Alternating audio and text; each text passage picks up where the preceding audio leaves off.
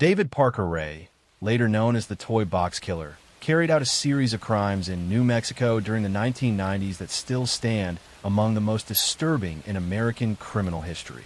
Unlike many other killers whose names became infamous, Ray was never conclusively linked to dozens of murders. Yet investigators believe he may have had more than 50 victims. His crimes revolved around a specially outfitted trailer he chillingly referred to as his toy box, a place of captivity and torture hidden in the desert outside the small town of Truth or Consequences. David Parker Ray was born in 1939 in Belen, New Mexico. His childhood was fractured, his parents' marriage was unstable, and he was largely raised by a strict grandfather. His father, an abusive man, drifted in and out of his life. When his father did visit, he sometimes gave young David magazines filled with graphic sexual content, images that would imprint themselves deeply on the boy's developing mind. At school, David was quiet and withdrawn, often bullied for his shyness. He never dated and spent much of his free time alone. By adolescence, his inner world had grown dark. He began to develop sadistic fantasies about binding, torturing, and controlling women.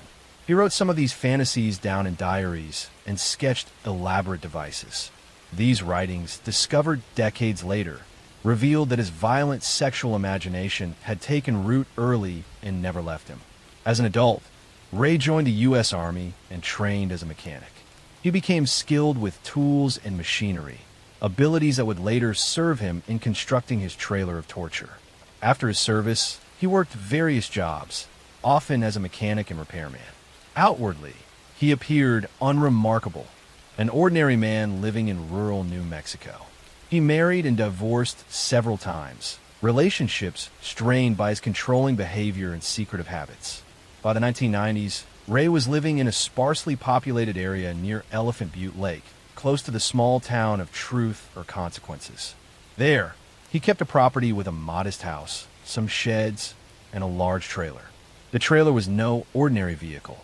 Inside, Ray had spent years constructing what amounted to a private torture chamber.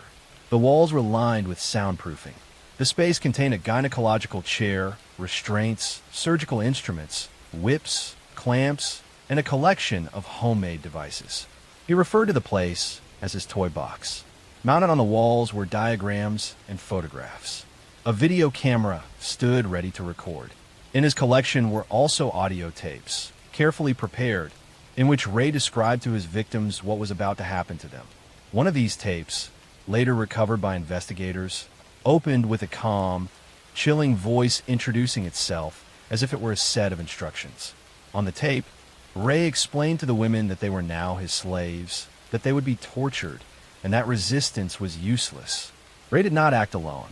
Over the years, he involved accomplices, including his girlfriend Cindy Hendy and sometimes even his own daughter, who was implicated in aspects of the crimes. Together, they lured women, often sex workers or hitchhikers, into the trailer. Victims were drugged, restrained, and subjected to prolonged assaults. One known victim was a woman named Cynthia Vigil. In March 1999, she was abducted by Ray and Hendy after accepting a ride. She was taken to the toy box, where she was chained and tortured. For 3 days, she was held captive. But when Hendy carelessly left the keys within reach, Cynthia managed to free herself. Naked and bleeding, with a metal collar still around her neck, she fled into the street, flagging down a passerby who took her to safety. Her escape led directly to Ray's arrest. Police raided his property and found the trailer. Inside, they discovered the chair, the restraints, and the equipment exactly as Cynthia had described. They also found the recorded tapes, including one that investigators believed had been played to multiple victims. The contents confirmed that Ray had been carrying out his crimes for years. Further searches uncovered diaries in which Ray had documented crimes dating back decades, including references to victims whose bodies were never found. Authorities combed the desert around his property, searching for graves, but the terrain was vast, and no remains were conclusively linked to him. Ray was charged with kidnapping and sexual torture. His trial drew national attention. Cynthia Vigil testified about her ordeal, describing how she had been chained, whipped, and threatened with death inside the trailer. Two other women also came forward, each with similar stories. The evidence, combined with the physical reality of the toy box, left little doubt as to his guilt. In 2001, Ray was convicted of kidnapping and torture. He was sentenced to 224 years in prison. Cindy Hendy received a reduced sentence in exchange for testimony. Despite the scale of the crimes, Ray never faced murder charges, as no bodies were definitively tied to him. Still, investigators remained convinced that he had killed many of his victims, their remains lost in the New Mexico desert. On May 28, 2002, David Parker Ray died of a heart attack in prison, just 3 years after his arrest. His crimes left behind a legacy of horror.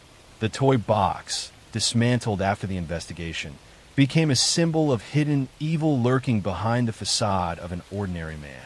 The case also fueled debate about how many women might have been murdered without leaving a trace, and how many families would never know what became of their missing loved ones. Next story, Andrei Chikatilo, known as the Butcher of Rostov, was one of the most prolific serial killers in modern history, operating in the Soviet Union during the 1970s and 1980s. His crimes revealed deep flaws in Soviet policing and shocked the world with their brutality. He was born in 1936 in a small Ukrainian village, during one of the darkest times in Soviet history. His early childhood was marked by famine, deprivation, and war. Food shortages were severe, and his family lived in poverty. Rumors in the village suggested that one of his older siblings had been kidnapped and cannibalized during the famine, a story that haunted him for the rest of his life. His father was later drafted into the Red Army during World War II and captured by the Germans, an event that brought shame to the family in a regime that considered captured soldiers traitors. As a child, Chikatilo was weak and often bullied. He suffered from bedwetting into adolescence, and he grew up socially isolated, painfully shy, and plagued by sexual dysfunction. He felt powerless and humiliated, both at home and among peers. By his teenage years, he discovered that he could only achieve arousal through violent fantasies, often involving domination and control. In the 1960s, Chikatilo tried to live a normal life. He married, had children, and worked as a teacher. Outwardly, he appeared quiet, reserved, even timid. But beneath that image, his violent urges grew stronger. While teaching, he was caught fondling students and was dismissed from one of his positions. He drifted into clerical jobs, eventually working in a factory. His crimes escalated in secret. In 1978, Chikatilo committed his first known murder. He lured a 9-year-old girl, Yelena Zakitnova, into a house he had purchased. There, he assaulted and killed her, disposing of her body in a river. Although he was questioned, another man was wrongly accused and executed for the crime, allowing Chikatilo to walk free. This miscarriage of justice would repeat in his career, as Soviet authorities, desperate to maintain order, sometimes arrested innocent men rather than admit a serial killer was at large. From then on, Chikatilo embarked on a spree of killings that lasted more than a decade. His victims were mostly women and children, lured with promises of food, money, or small gifts. He targeted runaways, the homeless, and the vulnerable, people less likely to be reported missing immediately. His method was sadistic. He would lead victims into wooded or isolated areas, then attack suddenly. He stabbed repeatedly, often dozens of times, and mutilated bodies in a frenzy. Many victims were disemboweled. Some had eyes gouged out, a detail that puzzled investigators until Chikatilo later confessed that he believed a Russian superstition that a victim's eyes retained the image of their killer. For years, Soviet authorities failed to catch him. The secrecy of the Soviet system made police reluctant to admit a serial killer existed, as such crimes were seen as a symptom of Western decadence, not socialism.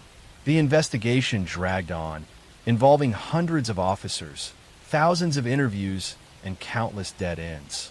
Innocent men were arrested, imprisoned, even executed while Chikatilo continued to kill. By the mid-1980s, the murders were so numerous that authorities could no longer deny the pattern.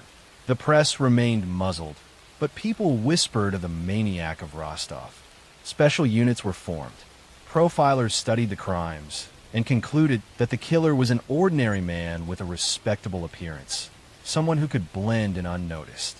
In 1990, after more than 50 known murders, Chikatilo's luck began to run out. Police had begun placing plainclothes officers at train stations and bus depots, areas where the killer often lured victims. On one such patrol, an officer noticed Chikatilo emerging from the woods, disheveled and suspicious. He was detained, and forensic evidence eventually tied him to multiple crime scenes. When interrogated, Chikatilo at first denied everything. But confronted with mounting evidence, he broke down. In long, chilling confessions, he described his crimes in detail, often with little emotion. He admitted to more than 50 murders, recounting how he had lured victims, how he mutilated them, and how the killings gave him release from urges he could not control. His trial in 1992 was a spectacle. Behind bars, inside a steel cage in the courtroom, Chikatilo sat while prosecutors read the charges of 53 murders. The families of victims wept and shouted. Chikatilo sometimes shouted back, sometimes ranted incoherently. The proceedings were broadcast widely, and the Soviet public, now in the era of glasnost, was horrified. He was convicted of 52 murders and sentenced to death. In 1994, he was executed by a single gunshot to the back of the head. The case of Andrei Chikatilo exposed the vulnerabilities of Soviet policing. The wrongful arrests and executions of innocent men underscored how secrecy and denial had allowed a predator to operate for years. Forensic and investigative methods improved in Russia as a result, but for the families of victims, the damage was irreparable. Chikatilo's crimes remain a grim reminder of how monstrous violence can hide beneath the surface of an ordinary life. Next story. Joachim George Kroll was born on April 17, 1933, in the German city of Hindenburg, which today lies in Poland. His childhood unfolded against the backdrop of World War II. His family was poor, with many mouths to feed, and food was scarce. His father was conscripted into the German army and later captured by Soviet forces, spending years as a prisoner of war. This left the household without stability or protection, and young Joachim grew up in an environment marked by deprivation. Kroll was a weak, frail child. He suffered academically, never advancing beyond the most basic levels of schooling. Teachers described him as slow. He left school without qualifications, and he struggled with speech and social development. Later in life, psychological testing would show that he had an extremely low IQ, with the mind of a young child despite his adult body. After the war, the Kroll family relocated to West Germany. Joachim worked as a farmhand in his teenage years, tending animals and carrying out simple manual tasks. He lived in isolation, and his relationships with others remained shallow. His social awkwardness kept him distant from girls, and his lack of confidence turned into deep frustration. By his 20s, he had developed violent sexual fantasies that replaced real connections. He was incapable of forming a normal romantic or sexual relationship, and instead imagined control, killing, and possession. In 1955, at the age of 22, Kroll committed his first known murder. He encountered a young girl named Irmgard Strell. Luring her away to a secluded spot, he strangled her to death. Afterward, he mutilated the body and cut away pieces of flesh to take home. Later, he confessed that he cooked and ate the flesh, claiming it allowed him to save money on food. The murder was shocking, but police at the time failed to link Kroll to the crime. With no suspects, the case went cold, and Kroll returned to his quiet life, unnoticed. This first killing set a pattern that would stretch on for more than 2 decades. Kroll's victims were typically women and children, people he found vulnerable and alone. He would approach them in isolated areas such as fields, forests, or riverbanks. His attacks involved strangulation, stabbing, or both. After killing, he often sexually assaulted the body, and in many cases he cut off parts of the flesh. These pieces he brought back to a small apartment to cook and eat later. In 1956, just a year after his first crime, he killed again. His victim was a 12-year-old girl named Manuela Note. She was reported missing after failing to return home. Searchers later found her body in the woods. Like before, the body had been mutilated. Panic spread in the community, but investigators made little progress. By 1959, he struck once more, this time murdering Clara Frida Tesmer. That same year, he killed another young woman, showing that his killings were not isolated impulses, but a recurring compulsion. Each time, police investigated thoroughly, but Kroll's unremarkable appearance shielded him. He was quiet, polite, and looked like an ordinary factory worker. During the 1960s, the murders continued. In 1962, he murdered Monica Taffel, a 12-year-old girl, stabbing her multiple times. This time, suspicion fell on another man, who was arrested and convicted, further allowing Kroll to remain free. In 1966, he killed Ursula Rolling, a young woman who had been walking home. Later that same year, he murdered a 5-year-old girl, and not long after, he killed another child. Each victim was subjected to the same brutality: strangulation, stabbing, mutilation. The cases remained unsolved. Through the 1960s and 1970s, Kroll's murders followed the same rhythm. He would lure a victim, kill, mutilate, and then disappear into his life of anonymity. His killings were spread across different towns and regions within the Ruhr area, making it difficult for investigators to connect the crimes. At times, innocent men were arrested, charged, and convicted, while the Real killer moved unnoticed through the city streets. Kroll lived in small, cramped apartments, working in low-wage factory jobs. He was seen as odd but not threatening. Neighbors described him as a man who kept to himself. He often carried small bags of groceries, and he never invited anyone into his home. He had no relationships, no wife, no close friends. In 1976, his final crime led to his capture. In July of that year, a 4-year-old girl named Marion Ketter went missing near his apartment building. Neighbors raised the alarm, and police began to search. At the same time, other residents of the building reported a problem with their plumbing. The pipes had become clogged. Repairmen investigated, and to their horror, they found human flesh blocking the drainage system. This discovery pointed investigators directly to Kroll. Police entered his apartment, and what they found was a scene of quiet horror. In his kitchen, pots were on the stove, filled with stew made of potatoes, carrots, and pieces of human flesh. In his refrigerator, police found more human remains. The missing girl had been cut apart and was in the process of being cooked. Kroll was arrested on the spot. When questioned, he confessed with little resistance. His manner was calm, almost childlike. He admitted to killing 13 people over more than 2 decades, though investigators suspected the true number may have been higher. He explained his method, how he lured victims, how he strangled them, how he cut away flesh, and how he cooked it. In his own words, he said the flesh helped him save money on groceries. His trial began years later, in 1982. Prosecutors presented the evidence: his confession, the remains, and the long trail of murders. His defense argued diminished responsibility due to his low intelligence. Indeed, he was mentally impaired, but psychiatric experts testified that he understood his actions were wrong. The court agreed. Joachim Kroll was convicted of multiple murders and sentenced to life imprisonment. He was sent to prison, where he lived out the rest of his life quietly. In 1991, at the age of 58, he died behind bars of natural causes. The case of Joachim Kroll left behind deep scars in West Germany. For decades, a man who appeared harmless and ordinary had carried out some of the most disturbing crimes in modern history. His actions revealed not only the darkness inside him, but also the failures of police investigations that allowed him to escape detection for so long. Albert DeSalvo, later known as the Boston Strangler, was responsible for one of the most terrifying crime waves in American history.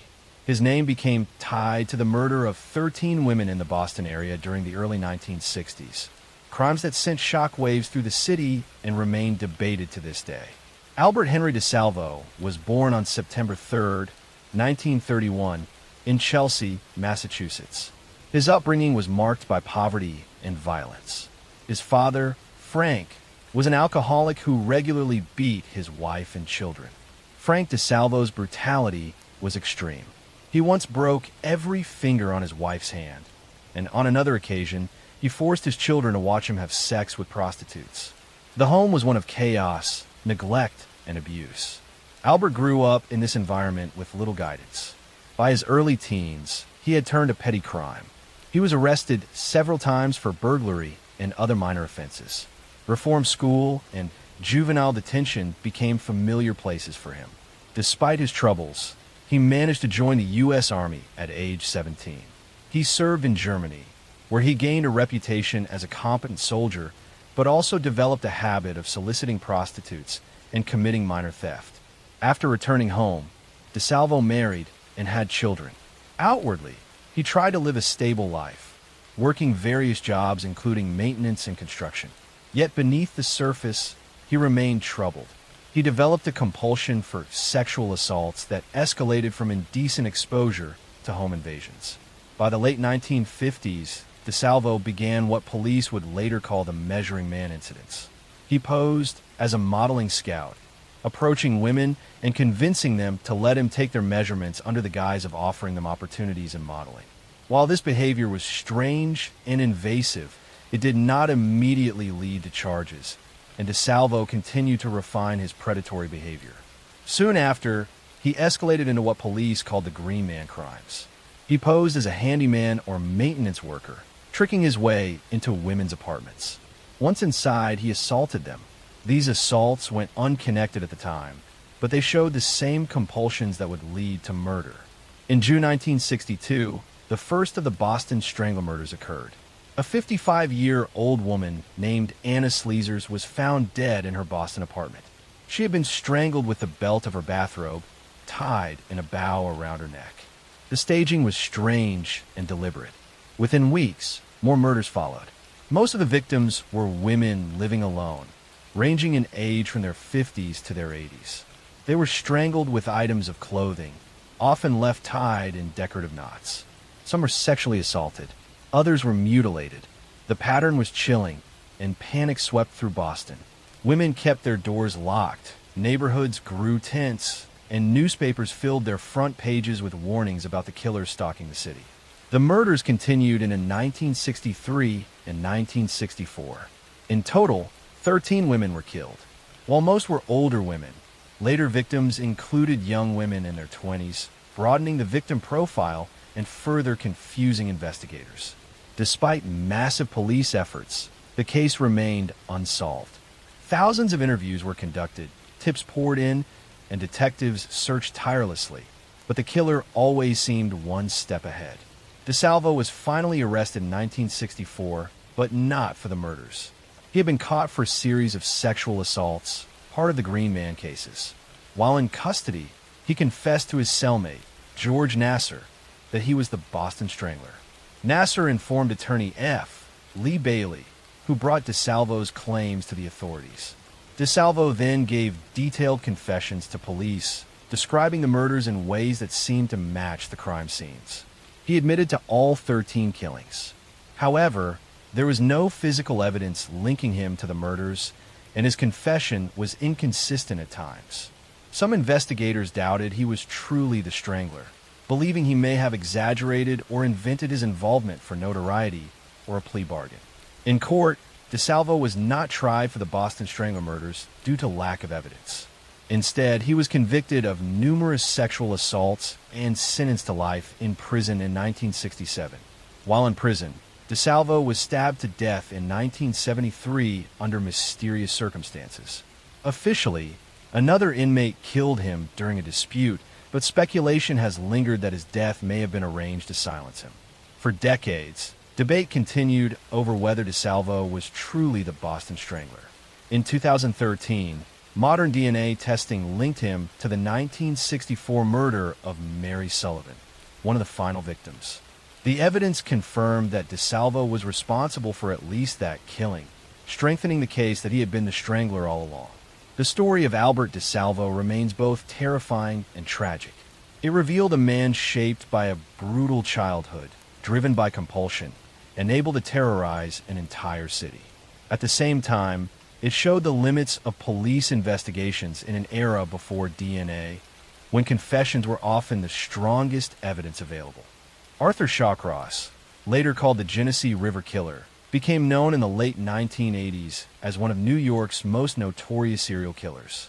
His crimes exposed deep failures in the justice system, since he had already been convicted of murder years earlier, only to be released and kill again. Arthur John Shawcross was born on June 6, 1945, in Kittery, Maine, the first of 4 children. His family moved often during his childhood, eventually settling in Watertown, New York. His early years were troubled. He was described as a slow learner, prone to bullying, and known for violent temper tantrums. Teachers reported that he had difficulties with reading and writing, but also noted his tendency to lash out physically. Later in life, Shawcross claimed that he was sexually abused as a child, both by relatives and older neighborhood children. He also claimed his mother engaged in inappropriate behavior with him. Whether all of these claims were true or exaggerations is debated, but there is little doubt that his upbringing was unstable. By his teenage years, Shawcross had dropped out of school and drifted into petty crime. He was arrested several times for burglary and vandalism. At age 19, he enlisted in the U.S. Army. He served in Vietnam during the height of the war, working in supply units. Shawcross later told wild stories about his time in combat, including claims of cannibalism and brutal killings, but investigators who reviewed his record found little to support these accounts. What is clear is that his time in the military hardened him, and he returned to the United States more violent than before.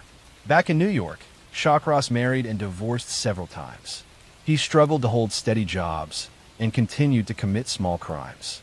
In 1972, his violence escalated into murder.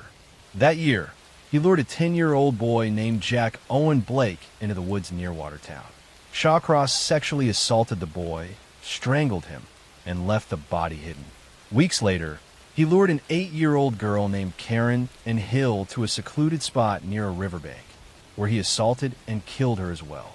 The murders shocked the community, and suspicion eventually fell on Shawcross. He confessed and was sentenced to 25 years in prison. While incarcerated, Shawcross underwent psychiatric evaluations. Doctors noted his lack of remorse and his disturbing fantasies, but despite warnings, he became eligible for parole after serving only 14 years. In 1987, he was released. After his release, Shawcross settled in Rochester, New York, with a new girlfriend. For a short time, he lived quietly, working menial jobs. But within a year, he returned to killing, this time targeting sex workers. Between 1988 and 1989, Shawcross murdered 11 women, most of them prostitutes he picked up on the streets of Rochester. He lured them into his car, drove them to secluded areas near the Genesee River, and attacked. His methods included strangulation and blunt force. After killing, he often left the bodies in wooded or marshy areas, sometimes partially concealed but often exposed. The murders caused alarm in Rochester, but at first, police struggled to connect them. Many of the victims were women who lived precarious lives, making their disappearances less immediately noticed. As bodies began to turn up, investigators realized they were dealing with a serial killer. The FBI was brought in to assist, and profilers built a psychological portrait of the murderer, a middle-aged white male, familiar with the area, with a history of violence. Police began surveillance operations, focusing on areas where sex workers gathered. In January 1990, Shawcross was placed under observation after being seen with a known prostitute. Days later, surveillance units followed him as he drove to a remote location. They watched him stop by a riverbank where the body of one of his victims had recently been found. This suspicious behavior gave them the opening they needed. Shawcross was arrested soon afterward. In custody, Shawcross at first denied the killings. Confronted with evidence, he eventually confessed in detail to 11 murders. He spoke matter-of-factly, describing how he picked up women, where he drove them, how he strangled them, and how he left their bodies. He showed little emotion as he described the crimes. His trial in 1991 was widely covered by the media. The defense argued that Shawcross suffered from brain damage and post-traumatic stress disorder from Vietnam, suggesting diminished responsibility. Psychiatrists debated his mental state, but the jury found him guilty on 10 counts of murder. He was sentenced to 250 years in prison, ensuring he would never be released. Arthur Shawcross lived in prison until 2008, when he died of a heart attack at the age of 63. The case left behind lingering outrage. Families of his first child victims in the 1970s had warned authorities that Shawcross should never have been released, yet the system allowed him out after just 14 years. His return to violence, claiming 11 more lives, became a grim lesson in the consequences of early parole for dangerous offenders. Richard Ramirez, who would become known to the world as the Night Stalker, was born on February 29, 1960, in El Paso, Texas, the youngest of 5 children in a Mexican-American working-class family. His father, Julian, had been a policeman in Mexico before moving to the United States to work on the railroad. Julian was a strict, authoritarian man, quick to anger, and often physically abusive to his children. Mercedes, Richard's mother, worked in a local boot factory and was exposed to toxic chemicals daily. Richard's early years were filled with tension and fear. He lived under the shadow of a father who demanded obedience and punished any perceived misstep. His siblings recalled him as quiet, withdrawn, and constantly anxious, seeking safety by hiding or avoiding confrontation. From a young age, Richard suffered serious head injuries.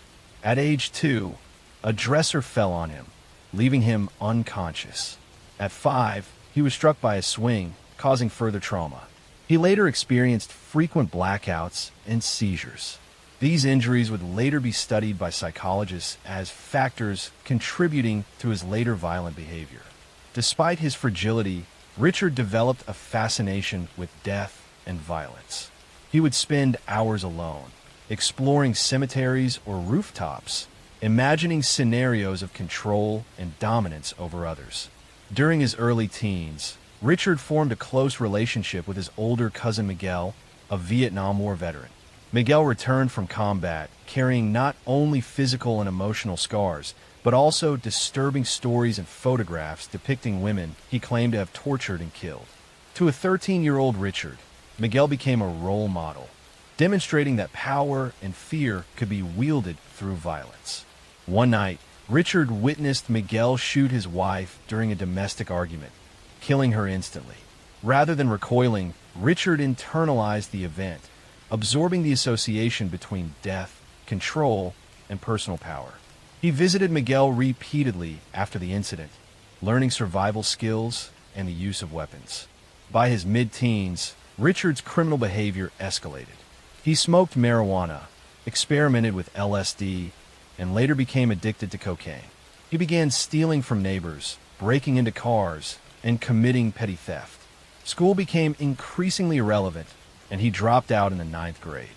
His home life offered no guidance, and his fascination with violence intensified. At 17, he left El Paso for California, seeking independence and opportunity, while simultaneously moving toward a life of increasingly serious crime. He lived in motels, drifting between Los Angeles and San Francisco, committing burglaries and thefts to fund his growing drug habit. In June 1984, Richard crossed the threshold from theft and petty crime to murder. He broke into the Los Angeles apartment of 79-year-old Jenny Vincow and slit her throat nearly to decapitation. The brutality of the act shocked authorities and signaled the emergence of a dangerous new predator. Over the next year, Ramirez committed a series of home invasion murders. Unlike most serial killers, he did not limit himself to one profile of victim. He attacked elderly men and women, young couples, and occasionally children. His methods varied. He shot some victims, stabbed others, and strangled or beat many. He sexually assaulted women and stole valuables, funding his drug addiction while leaving behind a trail of terror and death. By March 1985, Ramirez had intensified his spree, attacking multiple victims in a single night. Maria Hernandez survived being shot in her garage, but her roommate Dale Okazaki was killed. Hours later, he pulled Silene Yu from her car and shot her. Soon after, he killed Vincent and Maxine Zazera in their home. Vincent was shot while sleeping. Maxine was bound and brutally mutilated, her eyes removed and placed in a jewelry box. These crimes reflected not only brutality, but a ritualistic element, satisfying Ramirez's desire for domination and control over life and death. During the summer of 1985, Ramirez continued his attacks, often entering homes through unlocked windows or doors. Survivors described him as foul-smelling, with decayed teeth, bloodshot eyes, and a cold, emotionless gaze. The media dubbed him the Night Stalker, and fear spread across Los Angeles and surrounding counties. People avoided going out at night, installed alarms and locks, and armed themselves for protection. Schools warned children, parents kept them indoors, and entire neighborhoods felt unsafe. Police struggled to track him, though evidence slowly accumulated. Shoe prints from obvious sneakers, fingerprints, and ballistic analyses linked multiple crime scenes. Yet Ramirez remained elusive, moving between Los Angeles and San Francisco, striking at random. His unpredictability made him extremely difficult to catch, and residents lived in constant fear. The breakthrough occurred in late August 1985. After attacking a couple in Mission Viejo, Ramirez fled when residents observed his car and license plate.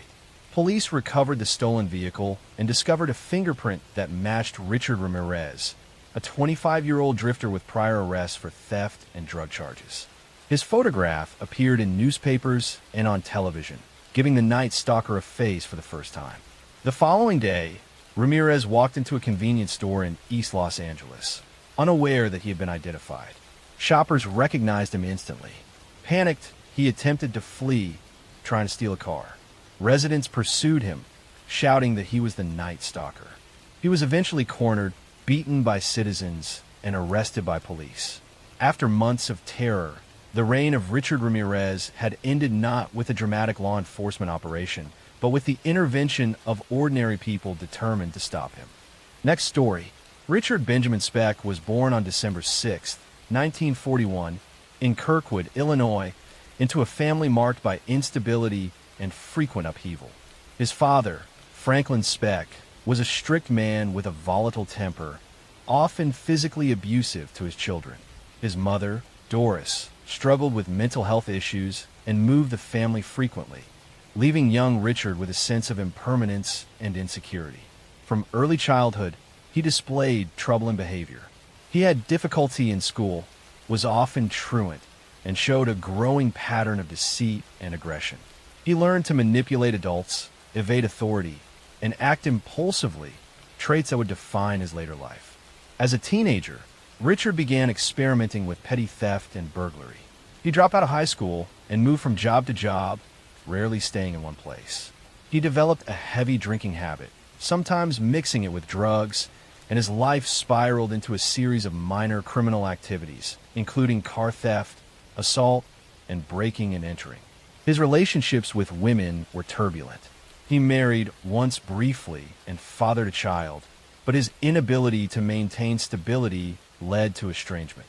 He became increasingly isolated and resentful, harboring anger at authority and at the social structures that he felt had failed him.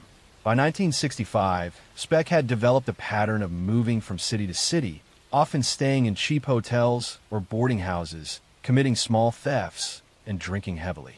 In July 1966, he arrived in Chicago, Illinois, where he found work as a laborer and occasionally at local bars. During this period, he became acquainted with women working in nursing and other service professions, learning their routines and locations.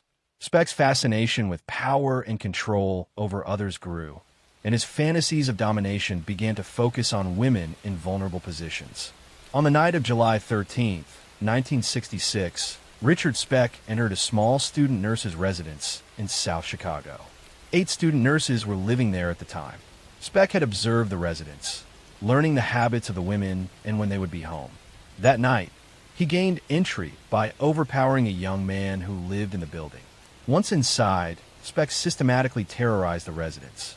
He bound, beat, and murdered 7 of the 8 women in a horrific spree that lasted several hours. The brutality of the murders was extreme, yet Speck displayed a disturbing level of calm and methodical behavior. He moved from room to room, selecting victims, tying them up, and using a knife to carry out his attacks. One young woman survived by hiding under a bed and remained undiscovered until Speck left the premises. Her testimony would later become crucial in reconstructing the events of that night.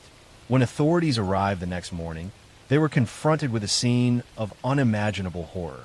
7 young women had been murdered, and the 8th survivor provided the first detailed account of the assailant.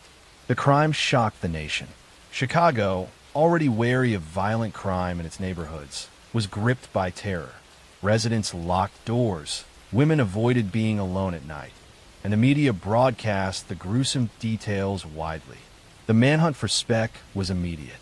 Chicago police, state authorities, and the FBI coordinated to apprehend him. Investigators discovered that Speck had left behind evidence in the form of fingerprints, personal items, and a distinct pattern of movement through the city. Witnesses described seeing a man matching his appearance fleeing the area. Speck attempted to hide in cheap motels and with acquaintances, but the public was on alert and police intensified patrols. Speck's capture came 10 days later when he was recognized by a taxi driver who had picked him up in a hotel lobby. Authorities arrested him without incident. Once in custody, Speck was cooperative in identifying locations he had visited and provided limited information about the murders, but he expressed little remorse. Psychological evaluations conducted during his detention revealed a pattern of antisocial behavior, narcissism, and extreme impulsivity. Experts concluded that he was driven by deep-seated anger toward women, combined with a sense of entitlement and a fascination with domination. The trial of Richard Speck began in April 1967. The courtroom was packed, the public intensely interested in a case that had shocked the nation. Evidence included survivor testimony, forensic analysis, and witness accounts. Speck's demeanor in court was unsettling. He displayed a calm, almost detached presence while the prosecution presented graphic details of the murders. His defense attempted to claim mental instability, but expert testimony and the premeditated nature of the crimes undermined these claims. After deliberation, the jury found Speck guilty of murder and sentenced him to death. Over the years, Speck's sentence was reduced to life imprisonment after changes in death penalty law and appeals. He spent decades in Illinois correctional facilities, where he became notorious among fellow inmates and staff for erratic behavior. Despite efforts at rehabilitation, he remained largely unrepentant. Speck's life ended in prison on December 5, 1991, from natural causes. The murders of the South Chicago student nurses left a lasting scar on the community and reshaped public awareness of personal safety and the vulnerability of women living alone. Speck's methodical cruelty and ability to evade capture for days created a profound fear, and his case remains a subject of study for criminologists, psychologists, and law enforcement professionals seeking to understand the mind of a predator who operated in plain sight. Next story. Aileen Carol Wuornos was born on February 29, 1956, in Rochester, Michigan. Her early life was marked by trauma, neglect, and instability. Her mother, Diane, was a teenager at the time of Eileen's birth and had a history of alcoholism. Eileen's biological father was largely absent, and she was raised in a household fraught with poverty and abuse. At the age of 4, her parents' relationship ended, and Eileen's mother soon abandoned her, leaving her to be raised by her grandparents. Her grandfather was reportedly abusive, physically punishing her and her brother for minor misbehaviors. By the time she was 8, Aileen had experienced profound emotional and physical neglect, shaping a deep mistrust of adults and authority. By her early teens, Aileen began showing troubling behavior. She was often truant from school and had difficulty forming stable friendships. She ran away from home several times and entered a cycle of petty theft, substance abuse, and sexual activity with older men. At 13, she became pregnant, though the child was later stillborn. The combination of trauma, early sexualization, and exposure to violence created a foundation for the behavior that would later define her criminal life. After leaving Michigan, Aileen drifted through several states, living on the margins of society. By the late 1970s, she had arrived in Florida, where she became a sex worker to support herself. During this time, she met several men who would further influence her developing perception of the world as a dangerous and hostile place. She suffered assaults and betrayals that reinforced her sense of anger and desperation. Aileen's violent crimes began in earnest in 1989. Over the course of roughly a year, she murdered 7 men in Florida, claiming self-defense in each case. Her victims were mostly middle-aged men she met while working as a sex worker. In each encounter, Aileen alleged that the men attempted to assault or exploit her, as she responded with lethal force. She used a .22 caliber pistol to carry out the killings, shooting her victims in the head or chest. The crimes were committed in various locations, including parking lots, rural roads, and hotel rooms, reflecting both her mobility and the chaotic nature of her life. The first known murder occurred in November 1989, when Aileen killed Richard Mallory, a man she had met while working the streets of Daytona Beach. She shot him at close range and left his body near a wooded area. Over the next year, she killed 6 more men under similar circumstances, often driving to remote locations to commit the acts. Each murder was followed by theft of the victim's wallet or car, both to sustain herself and as a form of escape. Law enforcement initially struggled to link the murders. The victims came from different areas, and the crimes were spread across multiple counties. Investigators eventually identified a pattern through ballistic analysis and witness statements. Surveillance and tips from citizens eventually led authorities to focus on Aileen as a suspect. She was arrested on January 9, 1991, after a relative provided information that implicated her in the murders. During interrogation, Aileen was strikingly candid. She admitted to killing the men, but insisted that she acted in self-defense, fearing for her life each time she drew her gun. Psychological evaluations later diagnosed her with borderline personality disorder and antisocial tendencies, but her attorneys argued that her unstable upbringing and trauma played a major role in her actions. The case quickly drew national attention, with the media portraying her both as a cold-blooded killer and a victim of circumstance. The trial for the first murder began in 1992. Aileen was convicted of killing Richard Mallory and sentenced to death. Subsequent trials resulted in additional death sentences for the other murders. Despite her notoriety, she remained a figure of public fascination, with debates surrounding her mental health, the influence of abuse, and the morality of her actions. Aileen Wuornos spent her final years on death row in Florida. She became the subject of documentaries, books, and films, all exploring her life, crimes, and psychology. On October 9, 2002, she was executed by lethal injection. Her life and crimes left a lasting impression on American society, highlighting the intersections of trauma, gender, and violence, and sparking ongoing discussion about the circumstances that can produce such extreme criminal behavior. Next story. David Richard Berkowitz was born on June 1st, 1953, in Brooklyn, New York. His early life was fraught with confusion and emotional instability. He was adopted shortly after birth by the Berkowitz family, who had been unable to conceive a child of their own. Although they provided material stability, David felt alienated and rejected, struggling with feelings of abandonment and inadequacy. His adoptive mother was overprotective and controlling, while his father was distant and authoritarian. These dynamics fostered in David a profound sense of anger and isolation, which would later manifest in violent behavior. As a teenager, David began exhibiting troubling behaviors. He became fascinated with weapons, particularly firearms, and developed an interest in vigilante justice and the occult. He experimented with drugs, often marijuana, and engaged in petty theft and other minor criminal activities. He struggled to form stable social connections, often retreating into fantasies where he wielded power over others. His fascination with religion and the supernatural intensified, and he became convinced that he was part of a larger cosmic struggle between good and evil. In the early 1970s, David married a young woman named Elizabeth, but the marriage was unstable. He found employment sporadically, often quitting jobs abruptly or being dismissed for misconduct. During this period, he began to experience auditory hallucinations, claiming that he was receiving messages from a demon-possessed dog who commanded him to kill. He became obsessed with these messages, believing that he had been chosen to punish people for their sins. On the night of July 29, 1976, David Berkowitz began a series of shootings that would terrorize New York City for over a year. He targeted young couples sitting in parked cars, shooting at them from the sidewalk with a .44 caliber revolver. The first known victim, Donna Loria, and her boyfriend were seriously wounded, but escaped with minor injuries. Over the following months, Berkowitz escalated his attacks, killing several victims and injuring others. His method was simple but terrifying.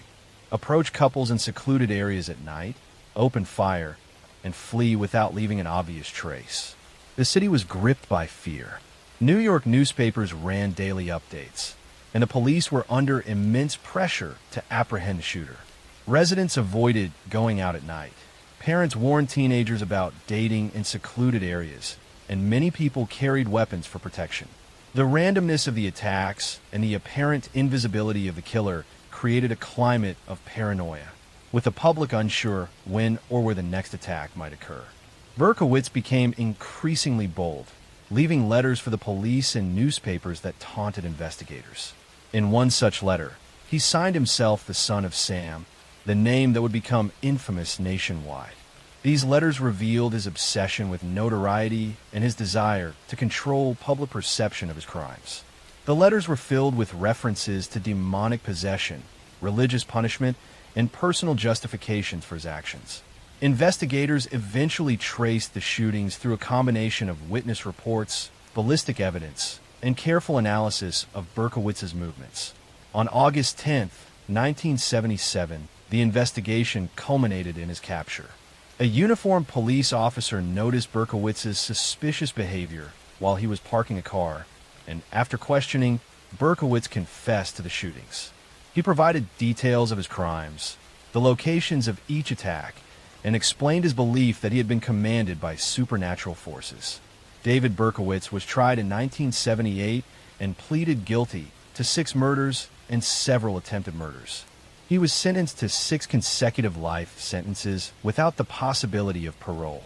In prison, he became a born-again Christian, expressing remorse for his actions and participating in religious study groups. Despite his confessions and rehabilitation efforts, the Son of Sam case left a permanent imprint on New York City, reshaping public consciousness about safety, the unpredictability of violent crime, and the media's role in creating fear and fascination around serial killers. The case also prompted changes in law enforcement tactics, particularly in response to public threats that spanned multiple jurisdictions. Berkowitz's combination of random attacks, media interaction, and psychological complexity made him one of the most studied criminals of the late 20th century. His life story, crimes, and eventual repentance remain a cautionary tale about the intersection of mental illness, obsession, and societal neglect. Next story. Edward Theodore Gain was born on August 27, 1906, in La Crosse, Wisconsin, the second of 2 children in a family shaped by strict religious beliefs and isolation. His father, George Gain, was a harsh, domineering man who struggled with alcohol and frequently criticized his children.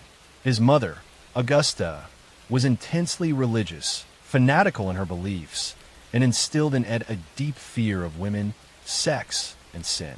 She preached that all women, aside from herself, were inherently corrupt and destined for damnation. Augusta's obsessive control created an environment in which Ed grew up terrified, obedient, and socially withdrawn. From an early age, Ed was described as quiet, lonely, and withdrawn. He had minimal contact with other children, attending school only sporadically, and was frequently bullied for his strange behavior. He became fascinated with death and graveyards, often visiting the local cemetery alone. His mother's extreme teachings about sin and punishment instilled in him both guilt and fear, particularly around sexuality. After his father's death in 1940 and the death of his brother shortly thereafter, Ed was left alone with his mother.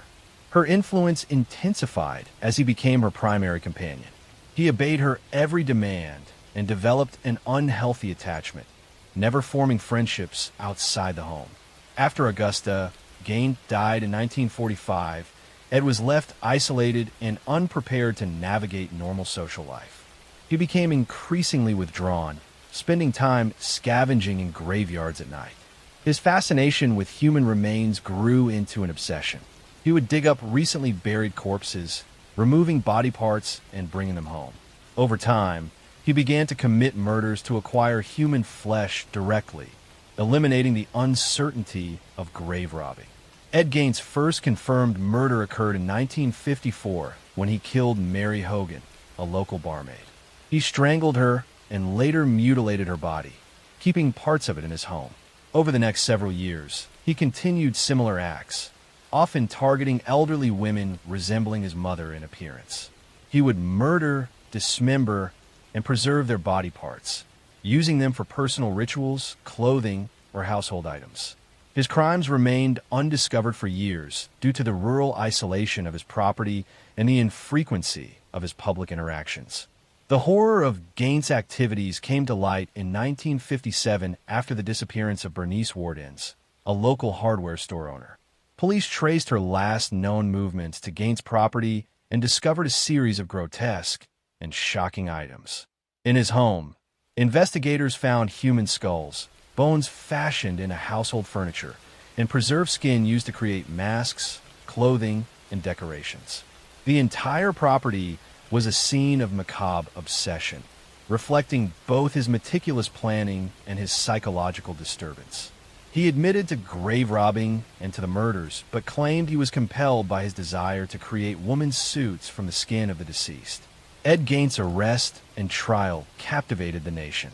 Psychologists evaluated him and determined that he suffered from severe mental illness, including schizotypal personality disorder and necrophilic tendencies.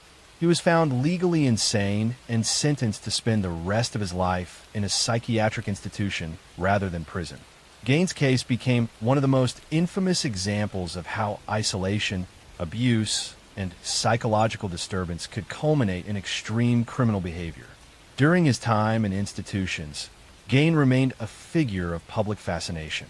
His story influenced numerous books, films, and fictional characters, including Norman Bates in Psycho, Leatherface in the Texas Chainsaw Massacre, and Buffalo Bill in Silence of the Lambs. Despite the sensationalism, experts emphasize that Gaines' crimes were the product of an extraordinarily abnormal life, shaped by rigid religious indoctrination, childhood trauma, and profound isolation. Edward Gaines died on July 26, 1984, in a mental institution in Madison, Wisconsin. His legacy remains as a cautionary tale of how untreated psychological trauma, severe social isolation, and obsession can escalate into acts of extreme violence.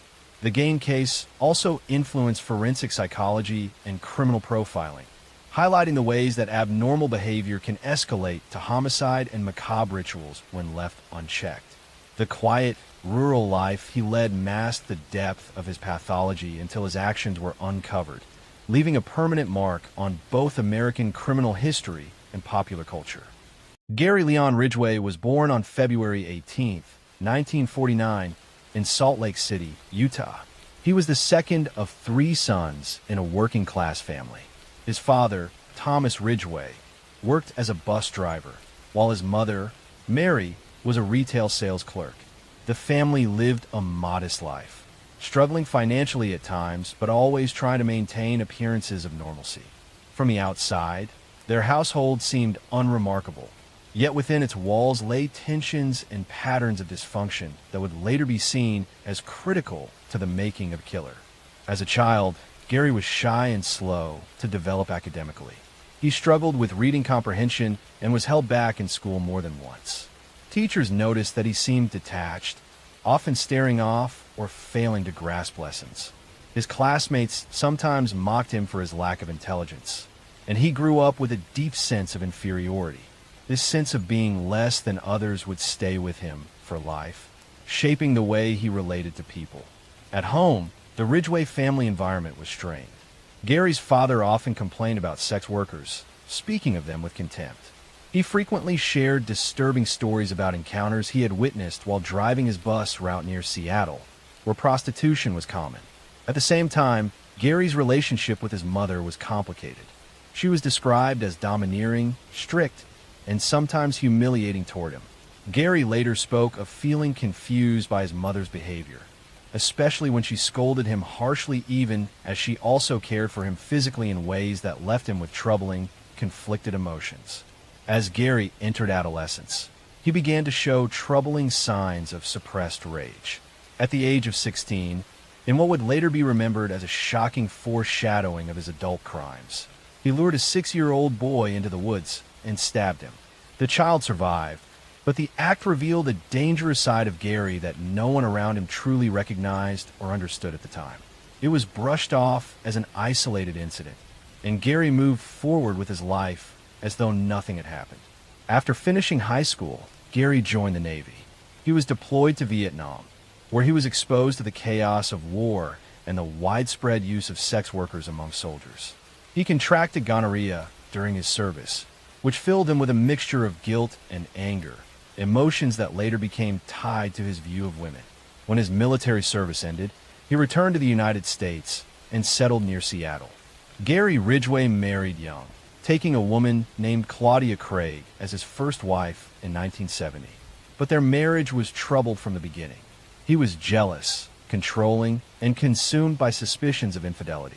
His fixation on sexual activity was overwhelming, and his expectations in the marriage were exhausting to his partner.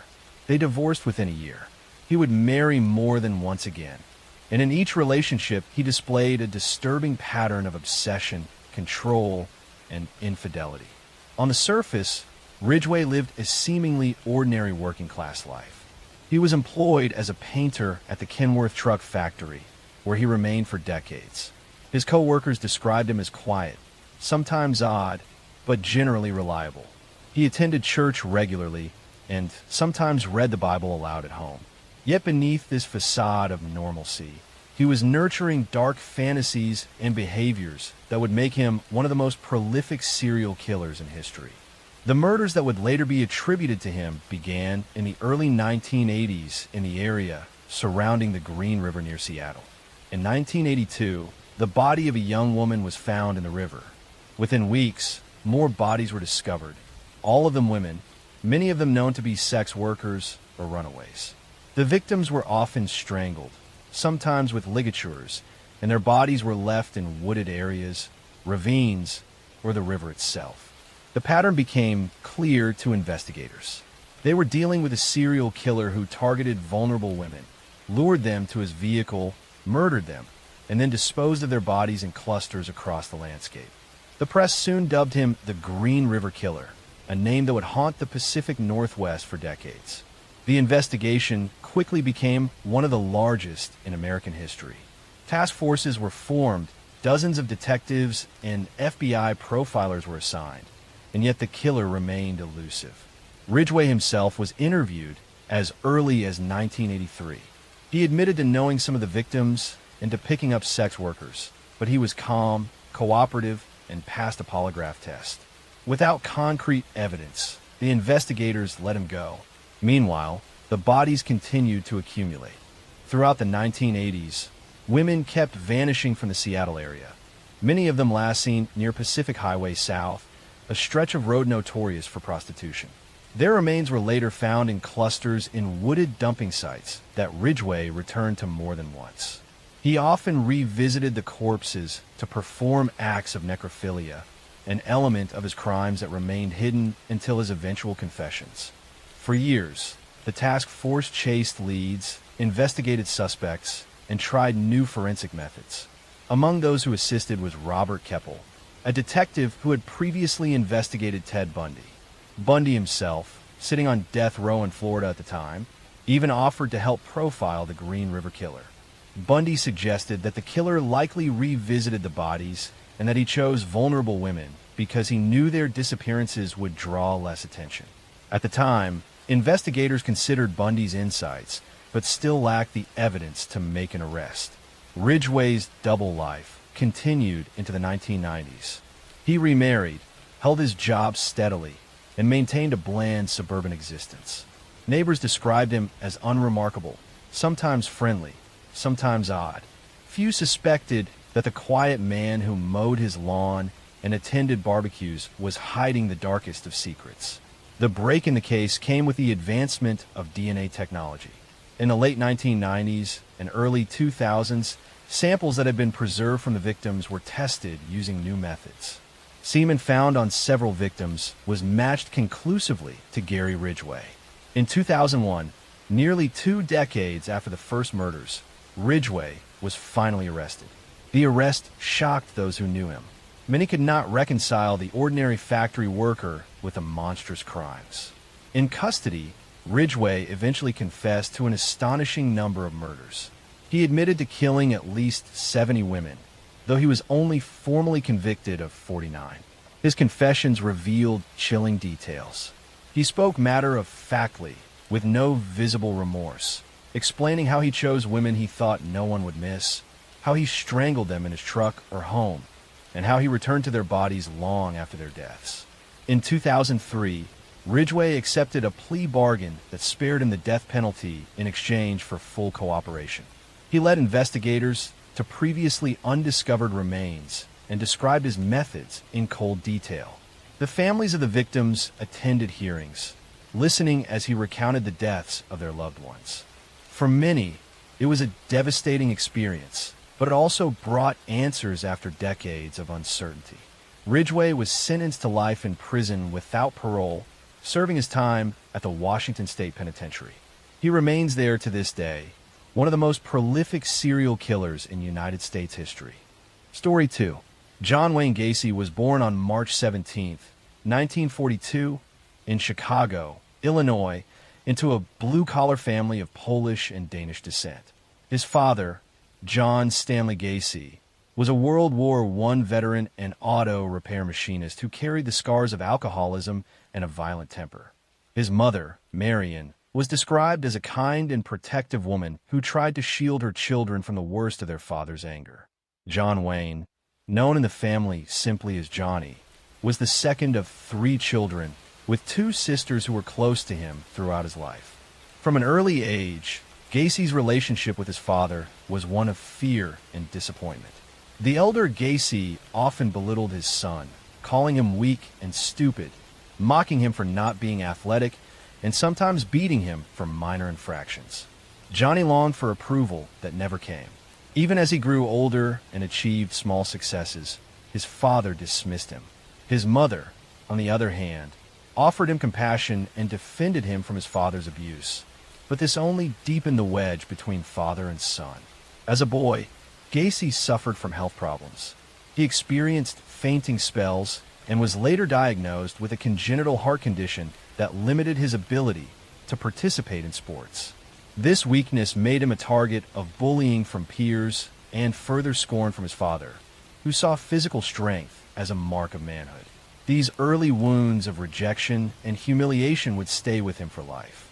Despite his struggles, Gacy showed an ability to charm and make friends. He had a sociable nature and often tried to win people over with humor and friendliness. By his teenage years, he became active in community organizations, working in grocery stores, and showing leadership qualities that impressed many around him.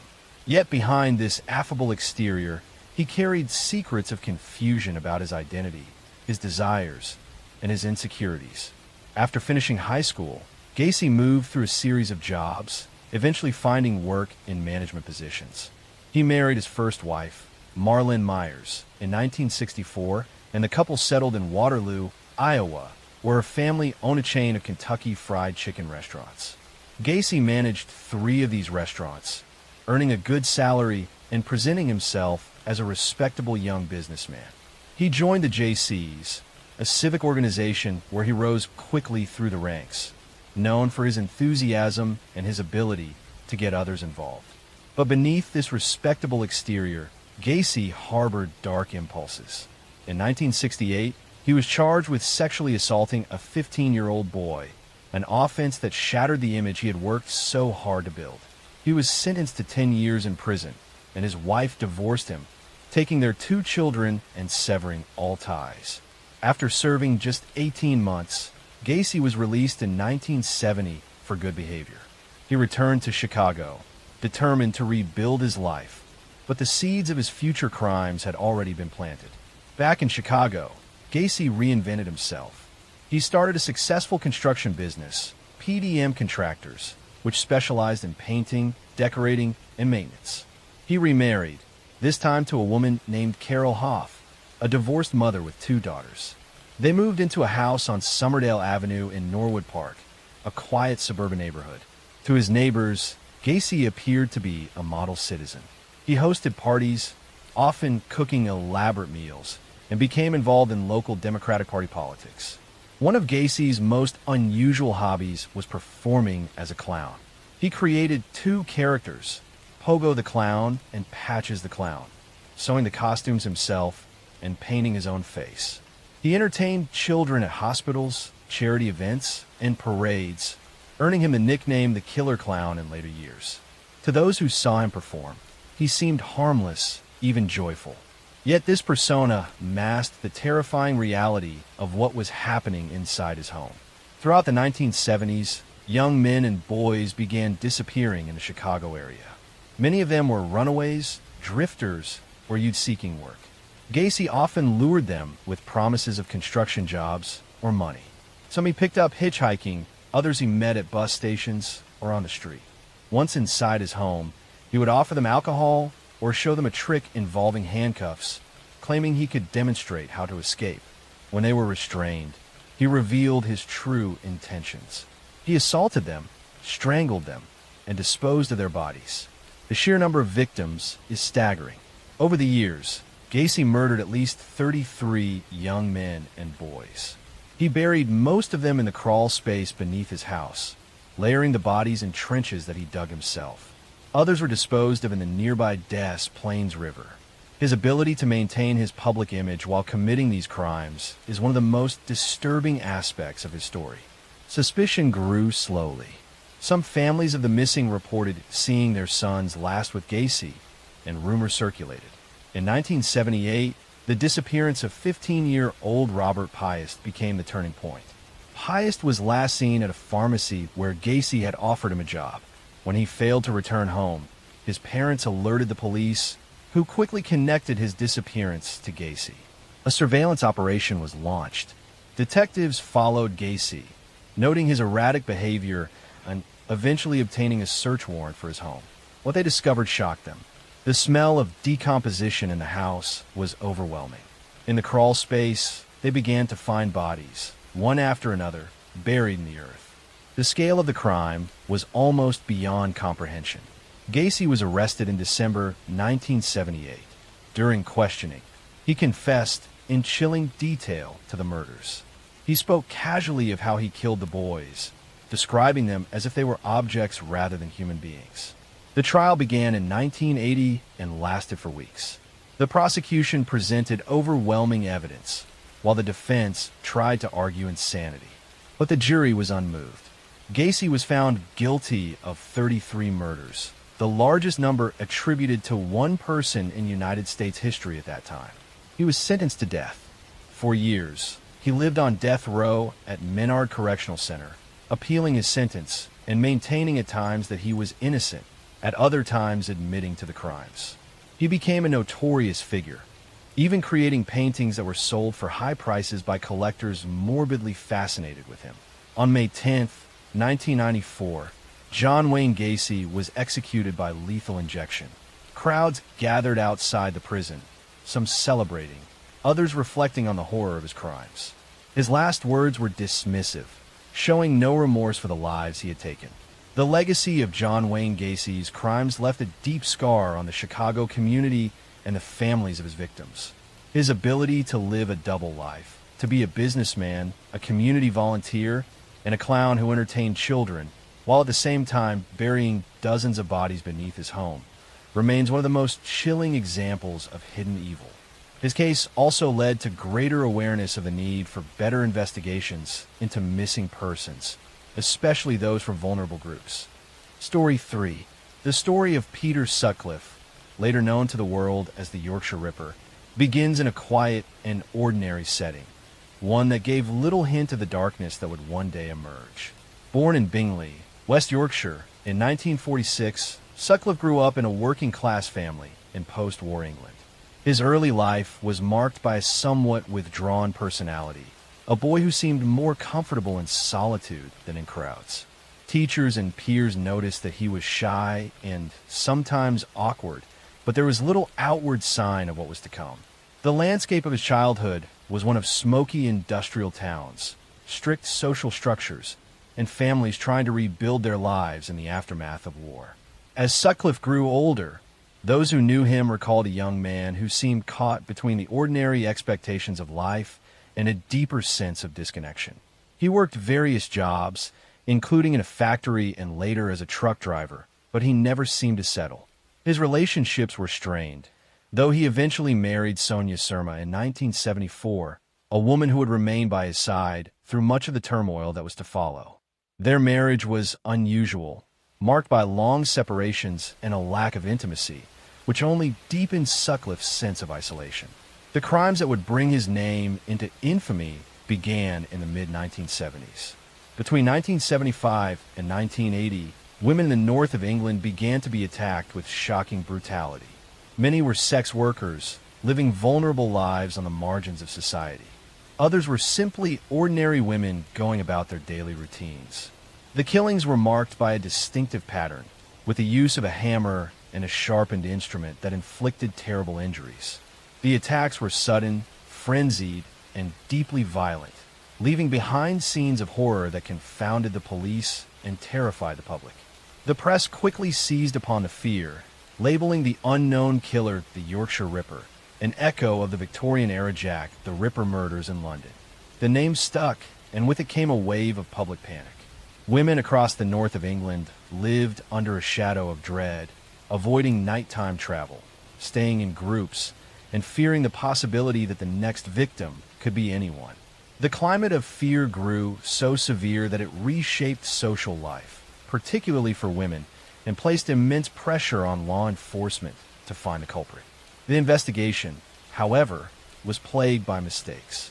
The West Yorkshire Police launched one of the largest manhunts in British history, interviewing thousands of men, compiling endless files of information, and struggling under the weight of both public expectation and their own internal errors. A major setback came in the form of the so-called Wearside Jack hoax. A man with a strong Sunderland accent sent letters and tapes to the police claiming to be the killer. The police, convinced of the authenticity of the recordings, diverted significant resources to focus on suspects with similar accents. In reality, the letters and tapes were fraudulent, later proven to have been sent by John Samuel Humble, a man with no connection to the actual murders. This misdirection allowed Sutcliffe to continue his killings while the investigation drifted off course. By the end of the decade, the list of victims had grown. Women such as Wilma McCann, Emily Jackson, Irene Richardson, Patricia Atkinson, Jane MacDonald, and many more had lost their lives in horrifying circumstances. Some victims were young women with children, others elderly, some students or shop assistants. Each case carried with it grief and devastation for families and communities, while the broader society lived with the constant unease of not knowing when or where the killer would strike next. Despite being interviewed by the police multiple times, Sutcliffe managed to avoid capture. He explained away inconsistencies, charmed his way out of suspicion, and benefited from the disorganization of the investigation. Files were misplaced, connections were overlooked, and the sheer scale of the inquiry left gaps through which Sutcliffe slipped repeatedly. The frustration of the detectives mounted, and the anger of the public grew. Women's rights groups organized protests, demanding greater safety and accountability, and criticizing the police for failing to protect the vulnerable. The breakthrough finally came in January 1981. Sutcliffe was arrested in Sheffield after police officers noticed false number plates on his car. Inside the vehicle, they discovered tools that connected him to the series of murders. Further investigation revealed bloodstains, weapons, and other evidence that left little doubt as to his guilt. Once in custody, Sutcliffe confessed to many of the murders, speaking in a detached and almost casual manner that shocked investigators. He claimed that he had been commanded by voices, a supposed divine directive to rid the world of prostitutes. Whether this was a genuine delusion or an attempt to craft a defense is still debated, but it became a central element of his trial. In May 1981, Sutcliffe stood trial at the Old Bailey. The proceedings gripped the nation as the court heard testimony about the murders, the botched investigation, and Sutcliffe's mental state. His defense argued diminished responsibility, claiming he suffered from paranoid schizophrenia. However, the jury rejected this, and Sutcliffe was convicted of 13 counts of murder and 7 counts of attempted murder. He was sentenced to 20 concurrent life terms in prison, a sentence later upgraded to a whole life tariff, ensuring that he would never be released. The aftermath of the case left lasting scars on British society. Families of the victims struggled with grief for decades, while the surviving victims bore the trauma of their attacks. The failures of the police investigation led to a major public inquiry, which criticized the West Yorkshire police for their mishandling of the case and recommended sweeping reforms. The Wearside Jack hoaxer was eventually unmasked and imprisoned years later, adding another tragic dimension to the story of misdirection and lost lives. Sutcliffe himself spent the rest of his life in custody, moving between prisons and psychiatric facilities. He was attacked several times by fellow inmates and lived under heavy guard. His health declined in later years, and he died in 2020 after contracting COVID-19, bringing an end to the life of a man whose crimes had cast a shadow over an entire generation. The story of the Yorkshire Ripper remains one of the most haunting chapters in British criminal history. It is a tale not only of violence and cruelty, but also of systemic failure, public fear, and the resilience of those who demanded justice. It reveals how the actions of one man can alter the lives of countless others, and how institutions meant to protect can falter under pressure. For decades, it has served as a cautionary reminder of the need for vigilance, fairness, and the protection of society's most vulnerable. Story 4. The story of Richard Ramirez, who would become infamously known as the Night Stalker, begins far from the bright lights of Los Angeles, in El Paso, Texas, where he was born in February 1960. He grew up in a troubled household, the youngest of 5 children in a working-class Mexican-American family. His father was strict and often abusive, and young Richard, called Richie by his family, began spending long hours away from home to avoid conflict. He slept in cemeteries as a child, he wandered the streets at night, and he grew up surrounded by influences that were anything but stable.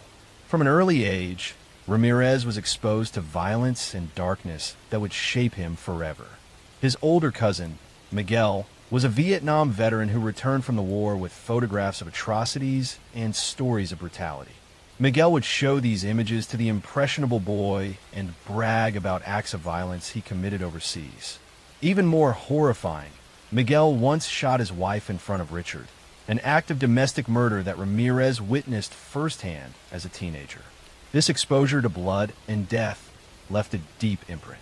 Ramirez's adolescence spiraled further into delinquency. He experimented with drugs, including LSD, and developed a fascination with Satanism, black magic, and horror. He idolized serial killers and murderers, studying their crimes as if they were role models. By his late teens, he was committing burglaries, drifting between jobs, and spending nights wandering city streets.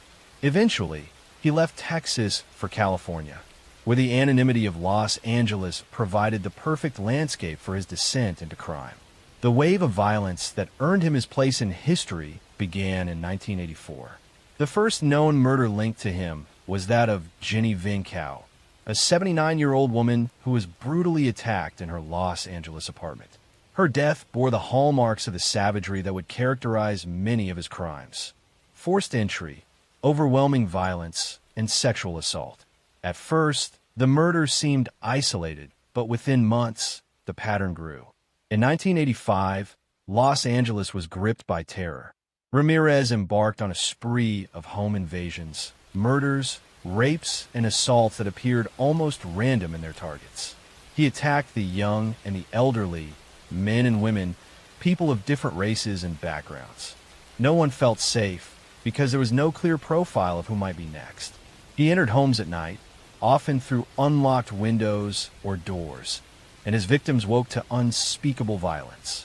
Some were shot, others stabbed, many bludgeoned. He left behind scenes of horror that investigators struggled to connect at first, but soon the public and police alike realized they were facing one of the most sadistic criminals in modern American history. Ramirez developed a ritualistic pattern. He used guns, knives, or blunt objects. He often assaulted women sexually, sometimes in front of their partners or children. He forced his victims to swear to Satan, leaving behind pentagrams drawn in lipstick or carved into skin. The press seized on these satanic connections, fueling fear that the Night Stalker was not merely a murderer, but part of something even darker. The city of Los Angeles descended into paranoia. Hardware stores sold out of locks and guns. People double-bolted doors, installed alarms, and slept with weapons nearby. The heat of the summer in 1985 made this even more difficult, as residents kept their windows closed in fear. Every creak of the night became a cause for panic. The randomness of Ramirez's targets made him particularly terrifying. Unlike other killers who focused on specific types of victims, Ramirez struck without pattern, so no one felt safe. The police worked tirelessly, but Ramirez proved elusive. He used stolen cars, switched weapons, and left behind little that could lead directly to him. He killed in Los Angeles, but also traveled north to San Francisco, committing murders there as well, widening the scope of the hunt. A breakthrough came when a fingerprint lifted from a stolen car matched Richard Ramirez, whose criminal record included prior arrests. His face was soon plastered across newspapers and television screens, and the entire state knew his name. The capture of Richard Ramirez was almost cinematic in its drama. In August 1985, a resident in East Los Angeles recognized Ramirez from a newspaper photo. By chance, Ramirez had entered a local store and noticed his own face staring back at him from headlines. He attempted to flee, but was chased by a group of local residents. They cornered him, beat him, and held him down until police arrived.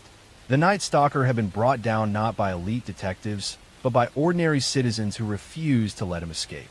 His trial was one of the most sensational in American history.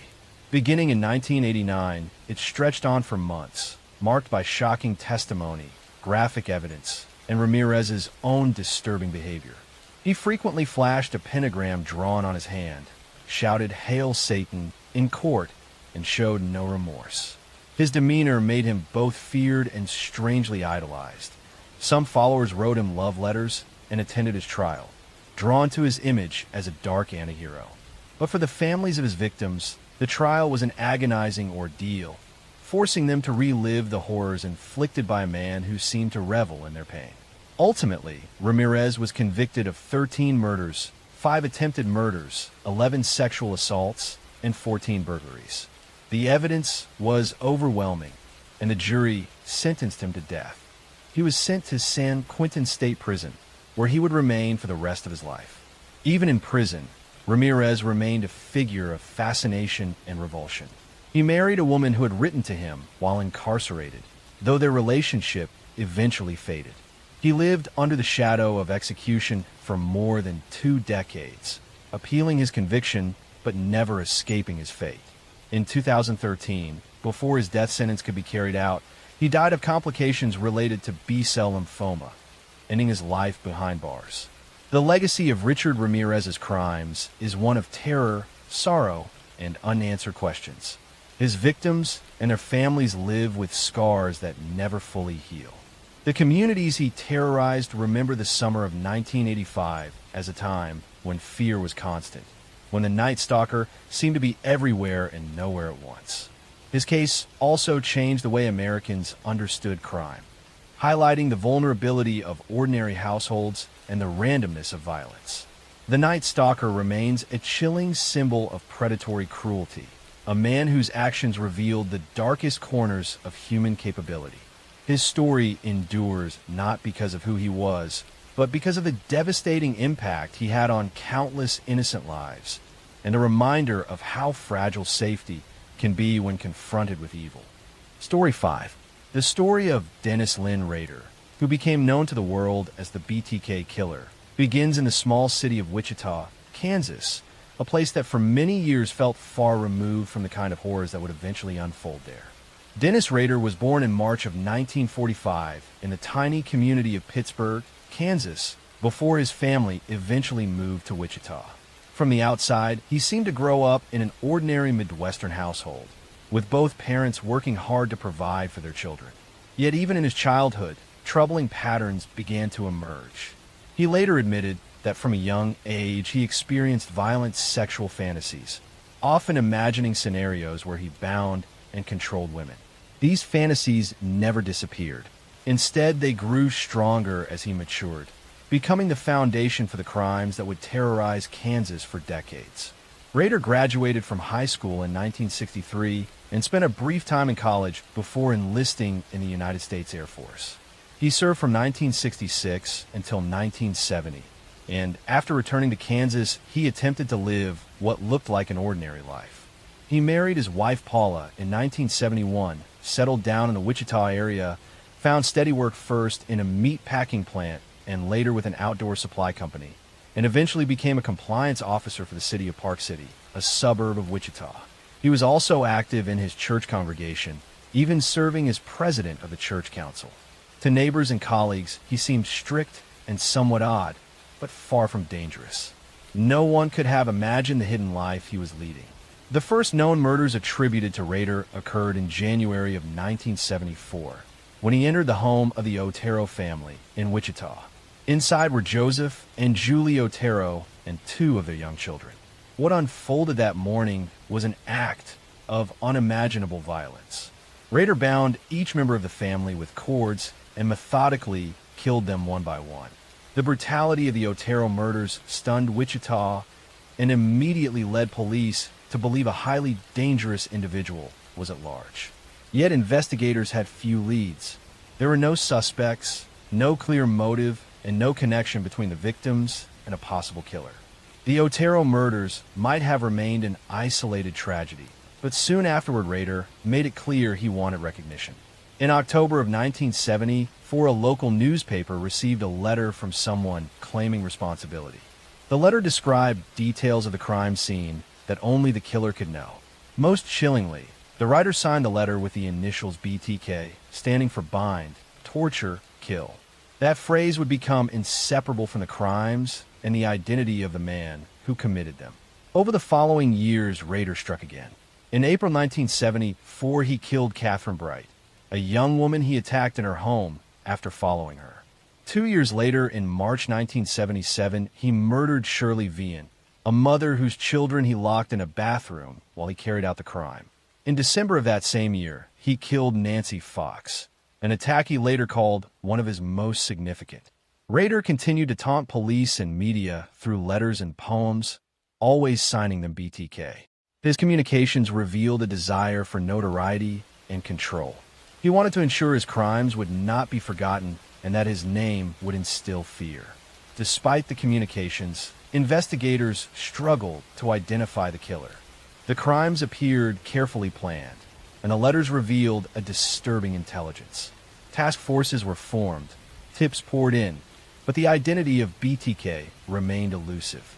By the early 1980s, Rader seemed to go quiet. In reality, he had not stopped having violent fantasies, but he began spacing out his attacks, making them harder to connect. In April 1985, he murdered Maureen Hedge, a neighbor who lived just down the street from him. He later confessed to hiding her body in the church where he served as council president, posing her in different positions before disposing of her remains.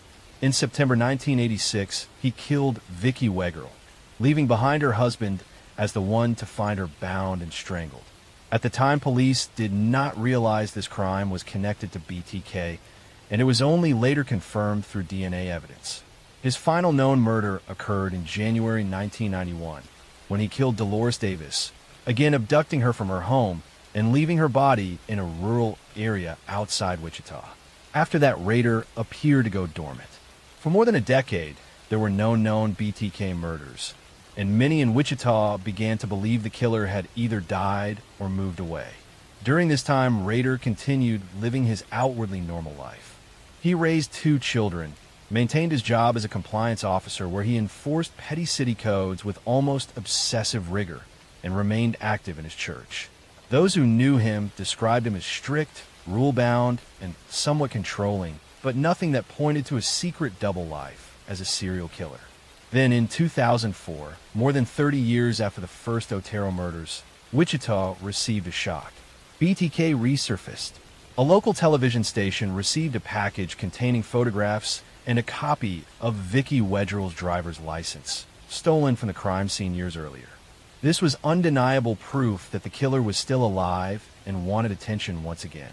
Over the next year, a series of communications arrived at media outlets and police, all from BTK. He sent packages containing crime scene items, letters describing his actions, and puzzles meant to taunt investigators. These new communications proved to be Rader's undoing. In one package, he asked police if they could trace information from a computer floppy disk. Investigators responded publicly through a newspaper ad suggesting it would be safe. When Rader eventually sent a floppy disk, forensic analysis revealed metadata linking the document to Christ Lutheran Church and the name Dennis Rader. Investigators quickly confirmed that DNA taken from Rader's daughter matched evidence preserved from earlier crime scenes. On February 25, 2005, Dennis Rader was arrested near his home in Park City. The news stunned the community. This man who had lived among them for decades, enforcing local codes and serving as a church leader, was now unmasked as the BTK killer. During interrogations, Rader calmly confessed to the murders, describing them in chilling detail. He showed no remorse, instead speaking about them as projects he had planned and executed. Rader was charged with 10 counts of first-degree murder, though he hinted at more crimes that could not be conclusively proven. In court, he pleaded guilty, giving a long and detailed confession that described each murder step by step. His demeanor was cold and matter-of-fact, horrifying the families of victims who listened in the courtroom. In August 2005, Rader was sentenced to 10 consecutive life terms without possibility of parole. He was sent to the El Dorado Correctional Facility in Kansas, where he remains today. His case continues to be studied for the way he maintained a double life, the methods he used to communicate with the public and law enforcement, and the failures and eventual success of the investigation that captured him. The aftermath of the BTK case left lasting scars on Wichita. For decades, families had lived in fear, never knowing who among them might secretly be BTK. The revelation that he was an ordinary neighbor and community leader was almost as terrifying as the crimes themselves. Next story. The story of Eileen Wuornos begins not in the chaos of her crimes, but in the turbulence of her early childhood. She was born in February 1956 in Rochester, Michigan, to a teenage mother and a father who would never play a role in her life. Her father was a convicted child molester who ended up in prison, later taking his own life, and her mother abandoned Eileen and her brother when Eileen was only a toddler. The 2 children were left to the care of their grandparents, a home that was supposed to provide safety, but instead became another environment of instability and abuse. Eileen's grandfather was a violent man, and her grandmother struggled with alcoholism. From an early age, Eileen experienced neglect, violence, and exploitation. By the time she was 11 years old, she had already begun trading sexual favors for food, cigarettes, and small amounts of money, surviving in a world that offered her no protection. She became pregnant as a teenager after being assaulted, and her baby was given up for adoption. Soon after, she was expelled from her home, left to survive entirely on her own. Her teenage years unfolded on the margins of society. She hitchhiked across states, lived outdoors, and engaged in sex work to sustain herself. Eileen's life became a cycle of transient relationships, brushes with the law, and survival through whatever means she could find. She was arrested multiple times for theft, fraud, and disorderly conduct. The years hardened her, stripping away any sense of stability or belonging.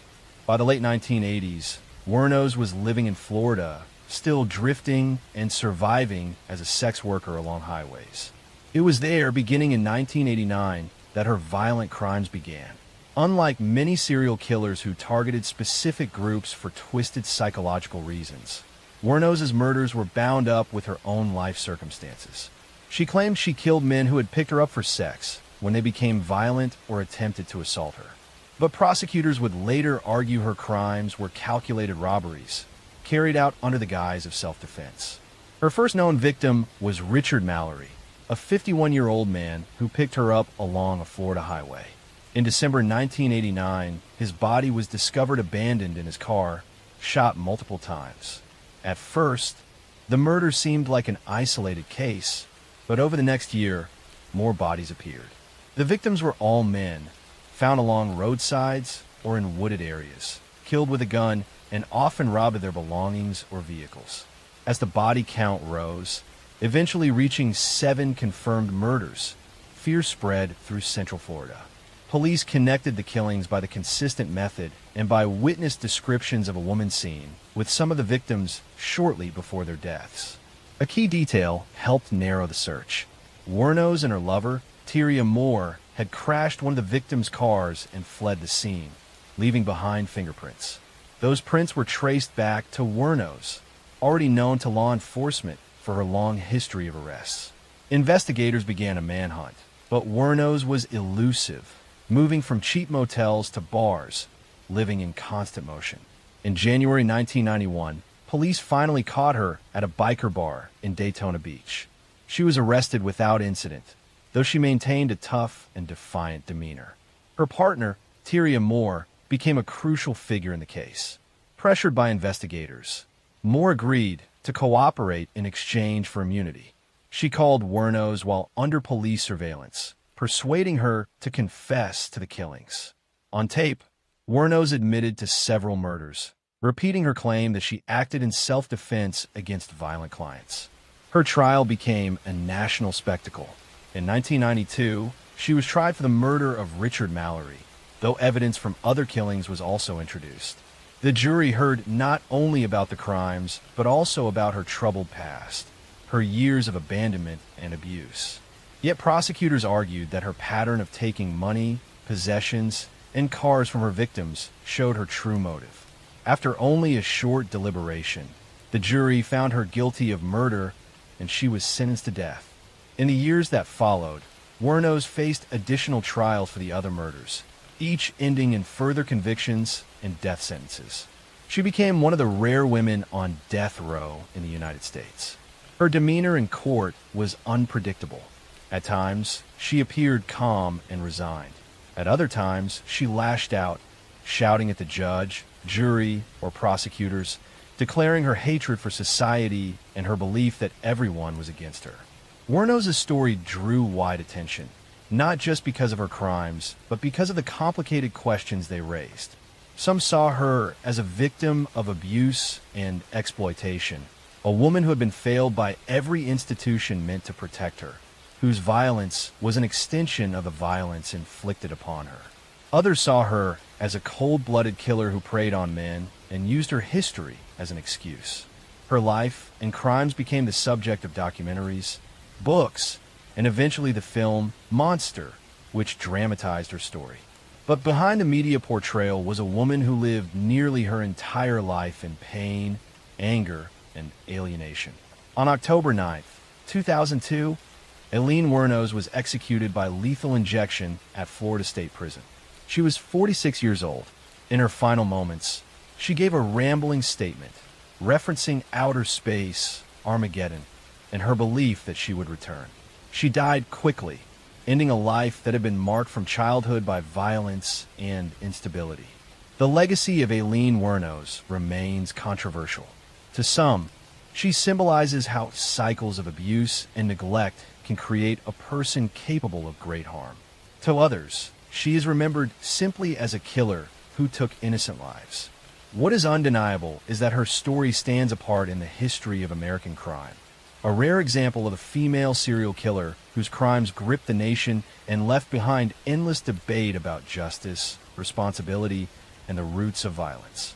Her life reminds us how deeply environment and trauma can shape a person, but also how society struggles to reconcile sympathy with accountability. For her victims and their families, the question of motive mattered little compared to the irreversible loss they suffered.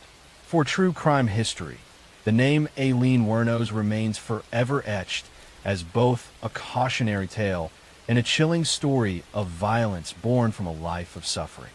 Next story.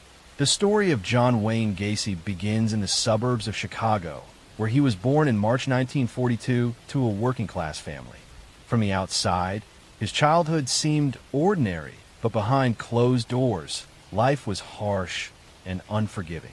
His father was an alcoholic with a violent temper who regularly belittled and beat him. His mother, though more nurturing, could not shield him from the constant abuse. Gacy grew up desperate for approval, especially from his father, yet he rarely received anything but criticism. As a child, Gacy suffered from health problems, including a heart condition that limited his physical activity. He often felt like an outsider, excluded from sports, and overshadowed by his father's disdain. But beneath his fragile health and troubled home life, Gacy began developing the traits that would later define him: charm, manipulation, and a hunger for recognition. By his teenage years, Gacy began finding ways to fit in socially. He was known as friendly and eager to help, often volunteering for school and community projects. But his personal life already carried shadows. He struggled with his sexuality, something he kept hidden at a time when homosexuality was harshly judged. His need to maintain a public image while concealing his private desires would become a recurring theme throughout his life. In early adulthood, Gacy drifted into sales and business management, where his charisma proved useful. He was ambitious, eager to prove himself, and capable of winning people over. But cracks appeared quickly. In the 1960s, after marrying and moving to Iowa, he was convicted of sexually assaulting a teenage boy. He served time in prison, where he earned a reputation as a model inmate, and was released after serving only a portion of his sentence. His wife divorced him during his incarceration, taking their children and leaving him to start over. When Gacy returned to Illinois, he reinvented himself.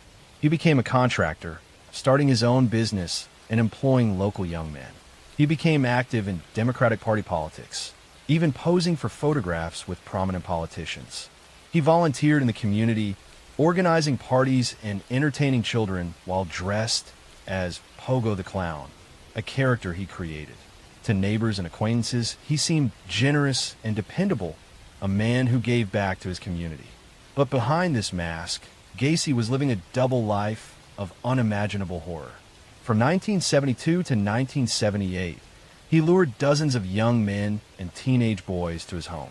Some were employees, others were hitchhikers or runaways, and some simply disappeared after meeting him. Once inside, Gacy used various ruses to trap his victims, including a so-called magic trick where he handcuffed them under the pretense of showing them an escape trick. What followed was torture, sexual assault, and murder. The scale of his crimes would not be fully understood until years later. Gacy disposed of many of his victims by burying them in the crawl space beneath his suburban home. When that space became overcrowded, he began discarding bodies in the Des Plaines River. For years, his murders went unnoticed, hidden by his outward image of respectability and civic involvement. Suspicion began to mount in 1978 after the disappearance of 15-year-old Robert Piest, who was last seen leaving work to meet Gacy about a potential job. When police investigated, they quickly connected Gacy to the boy's disappearance. A background check revealed his prior conviction for sexual assault, raising alarm. Detectives began surveillance on Gacy, following him around the clock. As they built their case, they gathered witness statements and evidence linking him to other missing young men. The pressure mounted, and Gacy, increasingly paranoid, began drinking heavily and confiding strange things to friends. In December 1978, police executed a search warrant at Gacy's home. What they found was overwhelming. Beneath the house, investigators uncovered a gruesome burial ground. One body after another was exhumed, eventually totaling 29 victims buried on his property, with additional bodies recovered from the nearby river. The revelations shocked the nation. Gacy, the man who had dressed as a clown for children's parties and mingled with politicians, was now revealed as one of America's most prolific serial killers. The contrast between his public persona and his hidden crimes made the case unforgettable. Gacy was arrested and charged with multiple counts of murder. His trial began in 1980 and quickly became a media sensation. Prosecutors presented overwhelming evidence, including confessions Gacy had made during interrogation and the remains of victims discovered in his crawl space. The defense attempted to argue that Gacy was insane, claiming he had multiple personalities and that one of them, not the man himself, had committed the murders. The jury was not convinced. After a short deliberation, Gacy was found guilty of 33 counts of murder, one of the highest confirmed victim counts for a single killer in the United States.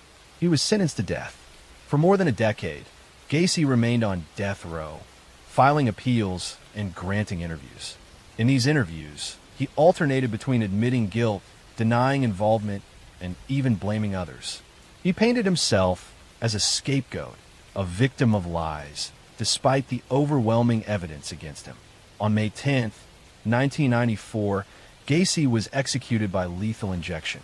His final meal consisted of fried chicken, shrimp, and strawberries, and his final words were defiant, a reflection of the arrogance that had marked much of his life. The legacy of John Wayne Gacy is one of horror and betrayal. He was a man who hid his darkest crimes behind the painted smile of a clown, deceiving his community while committing acts of unspeakable violence. His case forced Americans to confront the uncomfortable truth that evil can lurk behind the most ordinary of facades, that a man who entertains children can also be capable of burying their peers beneath his own home. The Gacy murders remain a landmark case in American criminal history, a chilling reminder of how deception and cruelty can coexist within one person.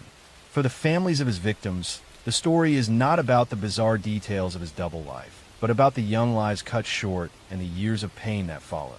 Even today, the name John Wayne Gacy evokes both fear and fascination, a symbol of hidden darkness and the limits of trust. His crawl space became a graveyard, his home a house of horrors, and his name one of the most infamous in the history of crime. Next story.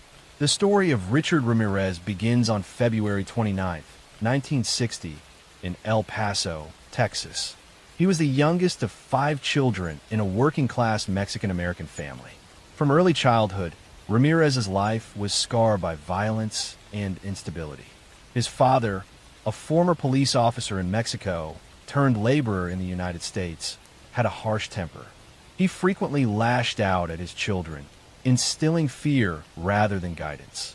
Richard was different from the start, prone to seizures and suffering from head injuries after repeated blows to the head.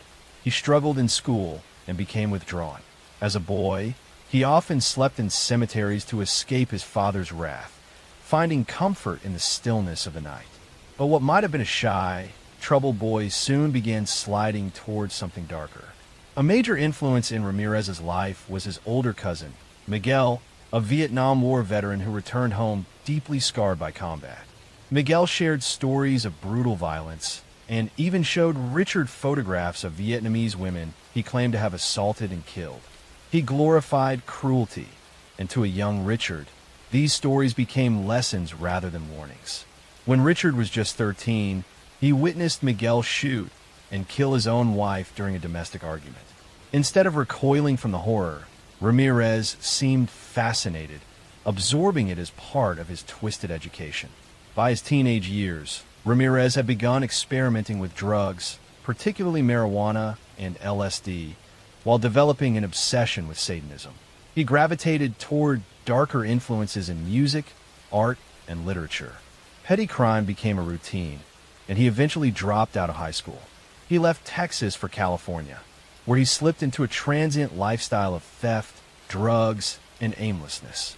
But behind the theft and wandering, a darker compulsion was growing, a drive for violence and domination. In 1984, Ramirez began what would become one of the most terrifying crime sprees in American history. His first known murder occurred that June, when he attacked a 79-year-old woman in her apartment, stabbing her repeatedly. Soon, his crimes escalated. Unlike many killers who targeted a specific type of victim, Ramirez attacked randomly. His victims included men, women, and children, ranging from young girls to elderly couples. He would break into homes at night, assault his victims, commit sexual violence, and often kill them with knives or guns. The randomness of his crimes made him uniquely terrifying. No neighborhood felt safe. Families locked their doors, bolted their windows, and slept in fear. The press began calling him the Night Stalker, a name that stuck and magnified the sense of dread. Ramirez reveled in the fear he created. During his attacks, he invoked Satan, leaving behind symbols and shouting phrases that amplified his image as a disciple of evil. He often forced his victims to swear loyalty to Satan or mock their faith. His methods were cruel and chaotic, sometimes shooting his victims, sometimes stabbing them, sometimes bludgeoning them.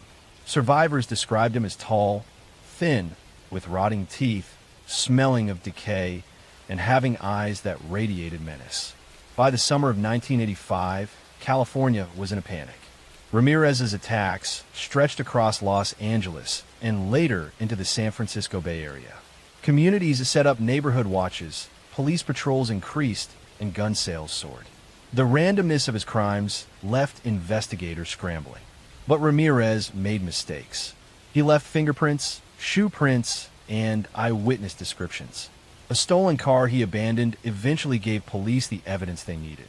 In August 1985, his fingerprint was matched to a prior arrest record, and his identity was released to the public. His mugshot was printed on the front pages of newspapers across California. Only days later, Ramirez walked into a convenience store in East Los Angeles and realized that everyone around him recognized his face. Panicked, he tried to steal a car and escape, but the local community chased him down. In a dramatic moment of street justice, a mob of citizens beat and restrained him until police arrived. The reign of the Night Stalker had ended, not at the hands of detectives, but by ordinary people who refused to let him escape. Ramirez was put on trial in 1989 for 13 murders, as well as charges of attempted murder, sexual assault, and burglary. The trial was a media circus, drawing massive crowds. Ramirez appeared in court with long hair, dark sunglasses, and a pentagram drawn on his hand, shouting, "Hail Satan." His behavior shocked many, reinforcing the image of a man who embraced evil as an identity. The trial dragged on for years due to its complexity and the number of charges. Survivors and families of victims gave heart-wrenching testimony. Forensic evidence tied Ramirez directly to multiple crimes. Despite his lawyer's attempts, the jury found him guilty on all major counts. On September 20th, 1989, Richard Ramirez was sentenced to death. Upon hearing the sentence, he sneered and told the court that death was nothing compared to the forces he served, declaring that the real terror would come later. Ramirez was sent to San Quentin State Prison, where he remained on death row for more than 2 decades. During his imprisonment, he developed a following of admirers, some drawn to his notoriety, others captivated by his embrace of Satanism. In 1996, he even married a freelance magazine editor who had become obsessed with him. But his life ended not with execution, but with illness. On June 7th, 2013, at the age of 53, Richard Ramirez died of complications related to lymphoma while still awaiting execution. The Night Stalker case remains one of the most infamous in American history. Ramirez's crimes were not only about murder, but about terror itself. Striking randomly, violating the sanctity of homes, and leaving behind communities paralyzed with fear. He embodied the nightmare of a predator who could come for anyone, at any time, without reason or pattern.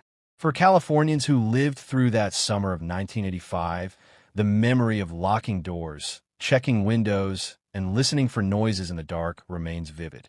Richard Ramirez left scars not only on his victims and their families, but on an entire state that lived under his shadow. His name has since become synonymous with pure, predatory evil. The case of Jeffrey Dahmer remains one of the darkest chapters in modern crime history. Born in May 1960 in Milwaukee, Wisconsin, Jeffrey grew up in a home that was outwardly normal but internally fractured. His father, Lionel, was a research chemist, and his mother, Joyce, battled her own struggles with mental health. From a young age, Jeffrey displayed signs of detachment from those around him. He was shy, withdrawn, and often preferred to be alone. What stood out to those who later reflected on his youth was a fascination with the dead and with animals in particular. Jeffrey would collect roadkill, study the bodies, and experiment with their bones. At the time, these habits were dismissed as odd, but not alarming enough to demand intervention. As Jeffrey entered his teenage years, his isolation deepened. Alcohol became his companion. He began drinking heavily, even during school hours, hiding liquor in the folds of his clothing or stashing it in lockers. His classmates sometimes laughed about it, but his drinking was a symptom of a deeper emptiness that was consuming him. He felt disconnected from people. At the same time, Jeffrey was beginning to struggle with his own sexual identity, and he later admitted that his urges were mixed with fantasies of control and domination. The pivotal moment that marked his first descent into murder came in June 1978, shortly after his high school graduation. His parents had separated, and Jeffrey was left alone in the family home. One evening, he picked up a hitchhiker named Stephen Hicks. Stephen was a young man heading to a rock concert, and he accepted Jeffrey's invitation to stop at the house for some drinks. At first, the atmosphere was friendly, but as the night wore on, Jeffrey realized that Stephen wanted to leave. Panic and desperation filled him because Jeffrey did not want to be alone again. He struck Stephen with a dumbbell and strangled him. This was the first murder. Afterward, Jeffrey dismembered the body and disposed of it in the woods behind the house. This act haunted him, but it also awakened something inside him that he would later admit he could not control. In the years that followed, Jeffrey tried to appear normal. He briefly attended Ohio State University, but dropped out after only a few months. His drinking worsened, and his father forced him to enlist in the Army in 1979. Jeffrey trained as a medic in Germany. While stationed overseas, he continued to drink excessively. Some later reports suggested that he may have assaulted fellow soldiers, though these cases were never pursued in detail at the time. By 1981, he was discharged for his inability to function. With no stable direction, Jeffrey drifted between relatives and odd jobs. By the late 1980s, his impulses returned stronger. Living in Milwaukee in a small apartment, Jeffrey began frequenting gay bars and bathhouses. At first, he sought companionship, but his fear of abandonment twisted these encounters. He started drugging men to keep them unconscious during their encounters. Eventually, this progressed into murder once again. In 1987, he killed Stephen Twomey in a hotel room after a night of drinking. Jeffrey later claimed he awoke to find Stephen dead without memory of killing him, but this pattern of blackout, followed by violence, would repeat. Over the next 4 years, Dahmer embarked on a spree that would claim 16 more lives. His method was chillingly systematic. He lured young men and boys, often from marginalized communities, with promises of money or photographs. Once inside his apartment, he drugged them, strangled them, and kept their bodies for days. In some cases, he performed disturbing rituals of dismemberment and cannibalism. He kept skulls and body parts as trophies, storing them in his refrigerator in a blue barrel filled with acid. His obsession was not only with killing, but with creating a permanent companion who could never leave him. He attempted crude experiments of drilling holes into the skulls of victims and injecting chemicals in hopes of creating a compliant zombie-like partner. Despite the horror unfolding inside his apartment, Jeffrey remained surprisingly unnoticed. Several near escapes highlight the tragic failures of authorities. One of the most striking occurred in May 1991 when a 14-year-old boy named Conorak, Synthesum phone, managed to flee Jeffrey's apartment drugged and bleeding. Neighbors called police when they saw the boy wandering incoherently. Officers arrived, but Jeffrey convinced them that Conorak was his adult lover and that it was a private matter. The police accepted this explanation and left the boy in Jeffrey's custody. Within an hour, Jeffrey had killed him. These failures allowed Dahmer to continue his crimes until July 22, 1991, when another intended victim, Tracy Edwards, managed to escape. Edwards was lured to the apartment, but once inside, he noticed the smell and saw the strange surroundings. Jeffrey attempted to handcuff him, but Edwards fought back and fled through the door. He stopped police officers on patrol and led them back to the apartment. When police entered, they discovered photographs of dismembered bodies, and soon after, the full extent of Jeffrey's actions was revealed. The arrest shocked the nation. Neighbors who had complained of foul smells and odd noises were horrified to learn what had been happening next door. The investigation uncovered remains of multiple victims, as well as the tools and containers Jeffrey had used. His calm demeanor during questioning unsettled investigators. He openly admitted to the murders, describing his rituals in clinical detail. For the families of the victims, the revelations were devastating. Many of them were already living in difficult social and economic circumstances and now had to endure the public exposure of their loved ones' deaths. The trial began in January 1992 and drew international attention. Jeffrey pleaded guilty but insane. His defense argued that his mental illness drove his uncontrollable urges. The prosecution maintained that he knew exactly what he was doing and that he carefully planned his actions. After weeks of testimony, including graphic evidence, the jury found him guilty on 15 counts of murder. He was sentenced to 15 consecutive life terms totaling nearly 1,000 years in prison. Prison did not bring peace. Jeffrey initially lived quietly behind bars, reading the Bible and speaking to chaplains. Yet other inmates viewed him with contempt. He sometimes mocked guards and prisoners by shaping his food into body parts, as if to relive his crimes. On November 28, 1994, Dahmer was attacked by a fellow inmate, Christopher Scarver. Scarver beat him to death in the prison bathroom. For many families, this ending felt like a final chapter, though it could never erase the pain. The legacy of Jeffrey Dahmer continues to stir debates about mental illness policing and the vulnerability of marginalized groups. His crimes revealed systemic failures in law enforcement, who dismissed the concerns of neighbors and ignored the pleas of victims. It showed how predators can hide in plain sight, while institutions fail to protect those most at risk. Documentaries and books continue to analyze the case, but beyond the sensationalism lies the human cost. 17 lives were lost, each with families who still mourn. Story 2. Ted Bundy remains a name etched into the darkest pages of criminal history. Born in November 1946 in Burlington, Vermont, Theodore Robert Bundy grew up in an environment of secrets. His mother, Eleanor, raised him with the support of her strict parents. For a time, Ted believed his grandparents were his parents and his mother was his sister. The truth of his parentage remained confusing, and he grew up with an undercurrent of instability. Despite this, outwardly, he appeared intelligent, polite, and even charming. As a young boy, Bundy displayed early signs of detachment and fascination with control. Neighbors recalled that he sometimes placed knives around his aunt as she slept. He also developed a habit of peeping into windows and stealing items from homes. Still, these warning signs went largely unnoticed. He was a good student and seemed socially adept. Teachers saw him as quiet and well-mannered. In the 1960s, Bundy attended the University of Washington in Seattle. There he studied psychology and became politically active, volunteering for campaigns and working a crisis hotline. Colleagues at the hotline would later recall his calm voice and apparent empathy for callers in distress. Nobody suspected that he was already harboring violent fantasies. Bundy's murders began in the early 1970s, though it is believed he may have killed earlier. He targeted young women, often students who resembled a former girlfriend he felt deeply rejected by. He would approach them in public places pretending to be injured or in need of help. Sometimes he wore a sling or used crutches. When kind strangers offered assistance, he would lead them to a secluded area and attack. His earliest confirmed victims were in Washington state. In 1974, a series of disappearances began to alarm police.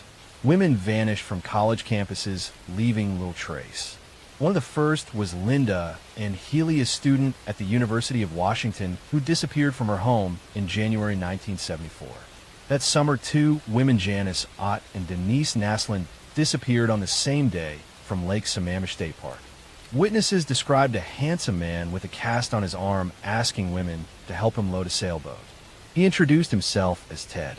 This was one of the first times investigators had a name. Bundy's ability to charm and deceive allowed him to evade suspicion. He continued his studies, even attending law school. Outwardly, he dated women, maintained friendships, and volunteered in politics. Yet beneath this mask, his killings escalated.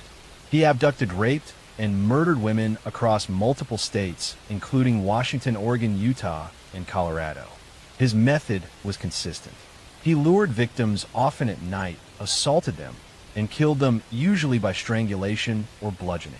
He sometimes revisited the bodies, leaving them in remote wooded areas, and in some cases committing acts of necrophilia. By 1975, Bundy had moved to Utah, and killings began there as well. Local investigators grew alarmed at the pattern. He was eventually arrested that year after police found burglary tools in his car, which also contained suspicious items like handcuffs and a ski mask. At the time, this evidence was not enough for a murder charge, but it marked the beginning of his downfall. Bundy managed to escape custody multiple times, which only added to his infamy. In 1977, while held in Colorado, he leapt from a courthouse library window and fled. He was recaptured, but later that year, he escaped again from his jail cell by squeezing through a hole in the ceiling. He made his way across the country to Florida. In Florida, Bundy unleashed his most brutal attacks. In January 1978, he entered the Chi Omega sorority house at Florida State University. In the early hours of the morning, he attacked 4 women in their rooms, killing 2 of them, Lisa Levy and Margaret Bowman, and severely injuring the others. Only weeks later, he abducted and murdered a 12-year-old girl named Kimberly Leach. These crimes shocked the nation and ended any illusion that Bundy was a man who could restrain himself. His capture came soon after. In February 1978, he was pulled over by police in Pensacola driving a stolen car. Once identified, his face was splashed across newspapers nationwide. The trial that followed was the first to be televised, and millions watched as Bundy attempted to defend himself in court.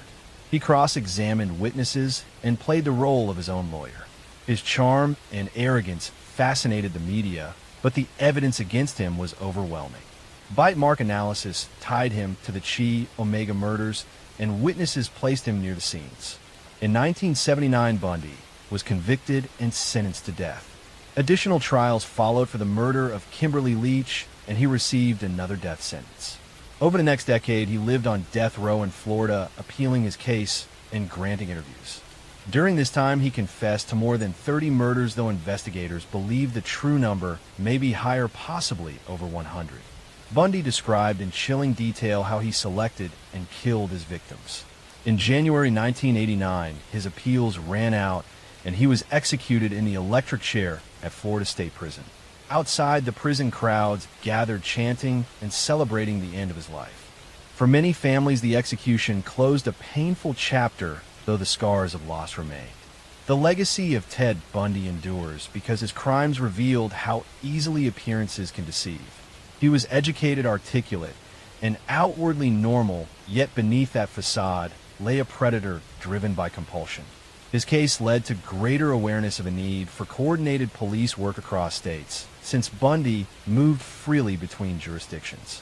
It also highlighted the vulnerability of young women who trusted a stranger in need.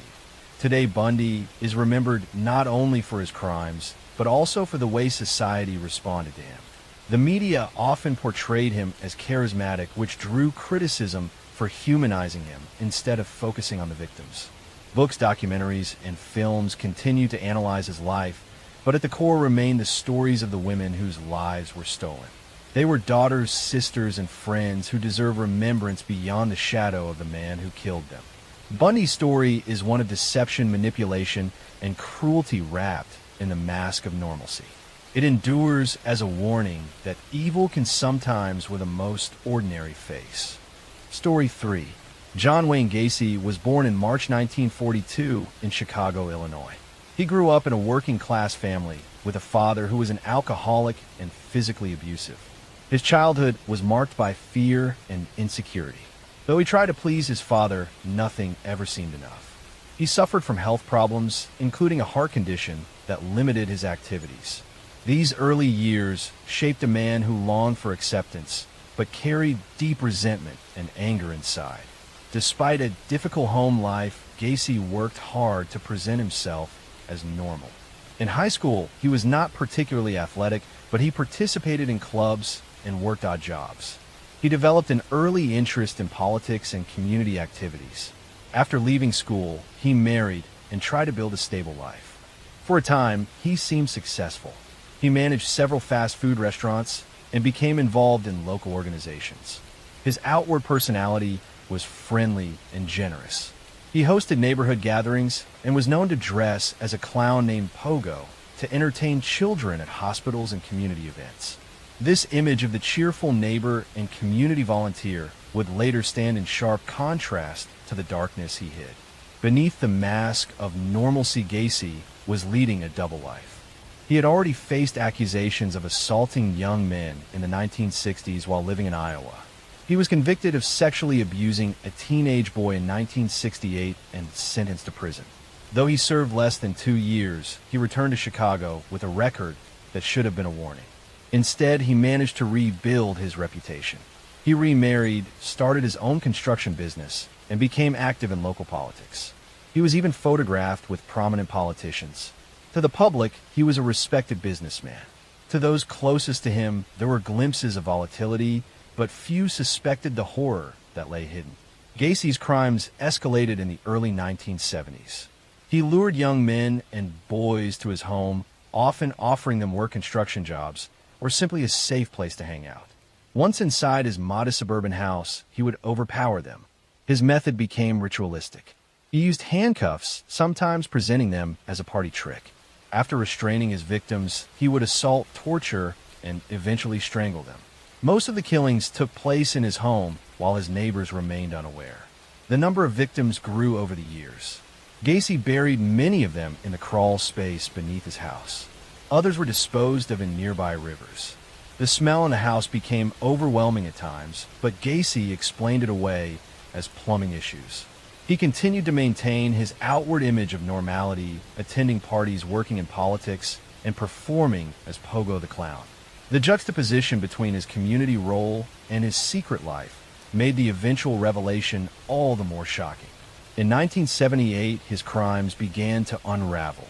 That December, a teenage boy named Robert Pius disappeared after telling friends he was going to meet a contractor about a job.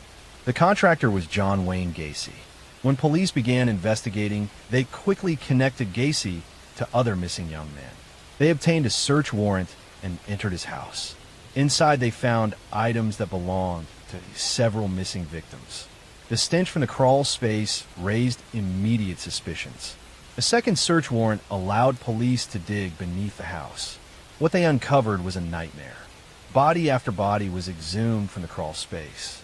In total, 29 victims were buried there, with additional remains found in rivers nearby. Many of the victims were teenagers or young men who had simply vanished without explanation.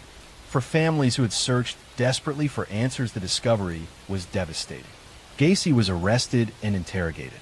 His demeanor shocked investigators. He confessed calmly to more than 30 murders, describing his methods in chilling detail. He admitted that he had sometimes killed 2 victims in a single night. He spoke of the killings as though they were routine parts of his life. His lack of remorse and the sheer scale of his crimes stunned even seasoned detectives. The trial of John Wayne Gacy began in 1980. It attracted enormous attention. Prosecutors laid out the evidence of his double life and the brutality of his murders. The defense attempted to argue insanity, but the jury was unconvinced. The calculated nature of his crimes and his ability to maintain a normal outward life demonstrated that he understood his actions. After only a short deliberation, the jury found him guilty on 33 counts of murder. It was one of the largest conviction totals for a single person in American history at the time. Gacy was sentenced to death. He spent 14 years on death row at Menard Correctional Center in Illinois. During this time, he painted hundreds of portraits, many of them depicting clowns. These paintings were sometimes sold at auctions, sparking controversy. Gacy gave interviews in which he denied responsibility despite his earlier confessions. He claimed he was the victim of a conspiracy. His shifting stories only added to his notoriety. On May 10, 1994, John Wayne Gacy was executed by lethal injection. Outside, the prison crowds gathered in celebration. For many families, the execution brought some closure, though nothing could restore the lives that were lost. The sheer scale of his crimes left a permanent scar on the communities he had haunted. The case of John Wayne Gacy continues to resonate because of the contrast between his public and private lives. He was the friendly neighbor, the businessman, the clown who entertained children, yet behind closed doors, he was a predator who murdered more than 30 young men. His ability to hide in plain sight exposed flaws in the system and highlighted how vulnerable runaway teens and young workers were in the 1970s. The legacy of Gacy is one of horror and deception. His crimes serve as a reminder that appearances can be misleading and that predators can exist even in the most ordinary neighborhoods. The memory of his victims endures as a testament to lives cut short by a man who wore a mask, both literal and figurative. Behind the smile of a clown lay the heart of a killer. Story 4. The Zodiac Killer is a name that still casts a shadow over the history of American crime. Active in the late 1960s and early 1970s in Northern California, the Zodiac terrorized communities with brutal murders and cryptic letters. Unlike many other killers, his identity was never confirmed, which has only deepened the mystery and fear surrounding the case. The first confirmed attack attributed to the Zodiac occurred on December 20th, 1968, near the small town of Benicia, California. Two teenagers, David Faraday and Betty Lou Jensen, were on their first date when they parked at a lover's lane spot. A car pulled up beside them. The assailant forced them out and shot both of them with a handgun. Betty Lou died instantly, and David was mortally wounded. There was no robbery or clear motive. It seemed a senseless act. Investigators had few leads, and the case went cold. On July 4th, 1969, another couple, Darlene Farron and Mike Mageau, were sitting in a car at Blue Rock Springs Park in Vallejo when a vehicle pulled up. The driver left, then returned and opened fire with a handgun. Darlene was killed, and Mike survived with serious injuries. Just over an hour later, a man called the Vallejo police station claiming responsibility not only for this attack, but also for the previous one on David and Betty Lou. The caller provided details that had not been released publicly. It was the first direct communication from the man who would call himself the Zodiac. Weeks later, newspapers received letters written by the killer. These letters were taunting, filled with strange symbols and coded messages. In one, he introduced himself with the chilling phrase, "This is the Zodiac speaking." He demanded that the letters be published or he would kill more people. Inside the letters were cryptograms that he claimed revealed his identity. One of the first ciphers was cracked by a schoolteacher and his wife. It did not reveal a name, but instead a disturbing message where the killer declared that he enjoyed killing because it was fun. The Zodiac struck again on September 27, 1969 at Lake Berryessa. Brian Hartnell and Cecilia Shepard were relaxing by the water when a man approached wearing a hood with a crosshair symbol on the chest. He tied them up and stabbed them repeatedly. Brian survived, but Cecilia later died. Before leaving the scene, the attacker scrawled a message on the victim's car door with the dates of his previous attacks and his distinctive crosshair symbol.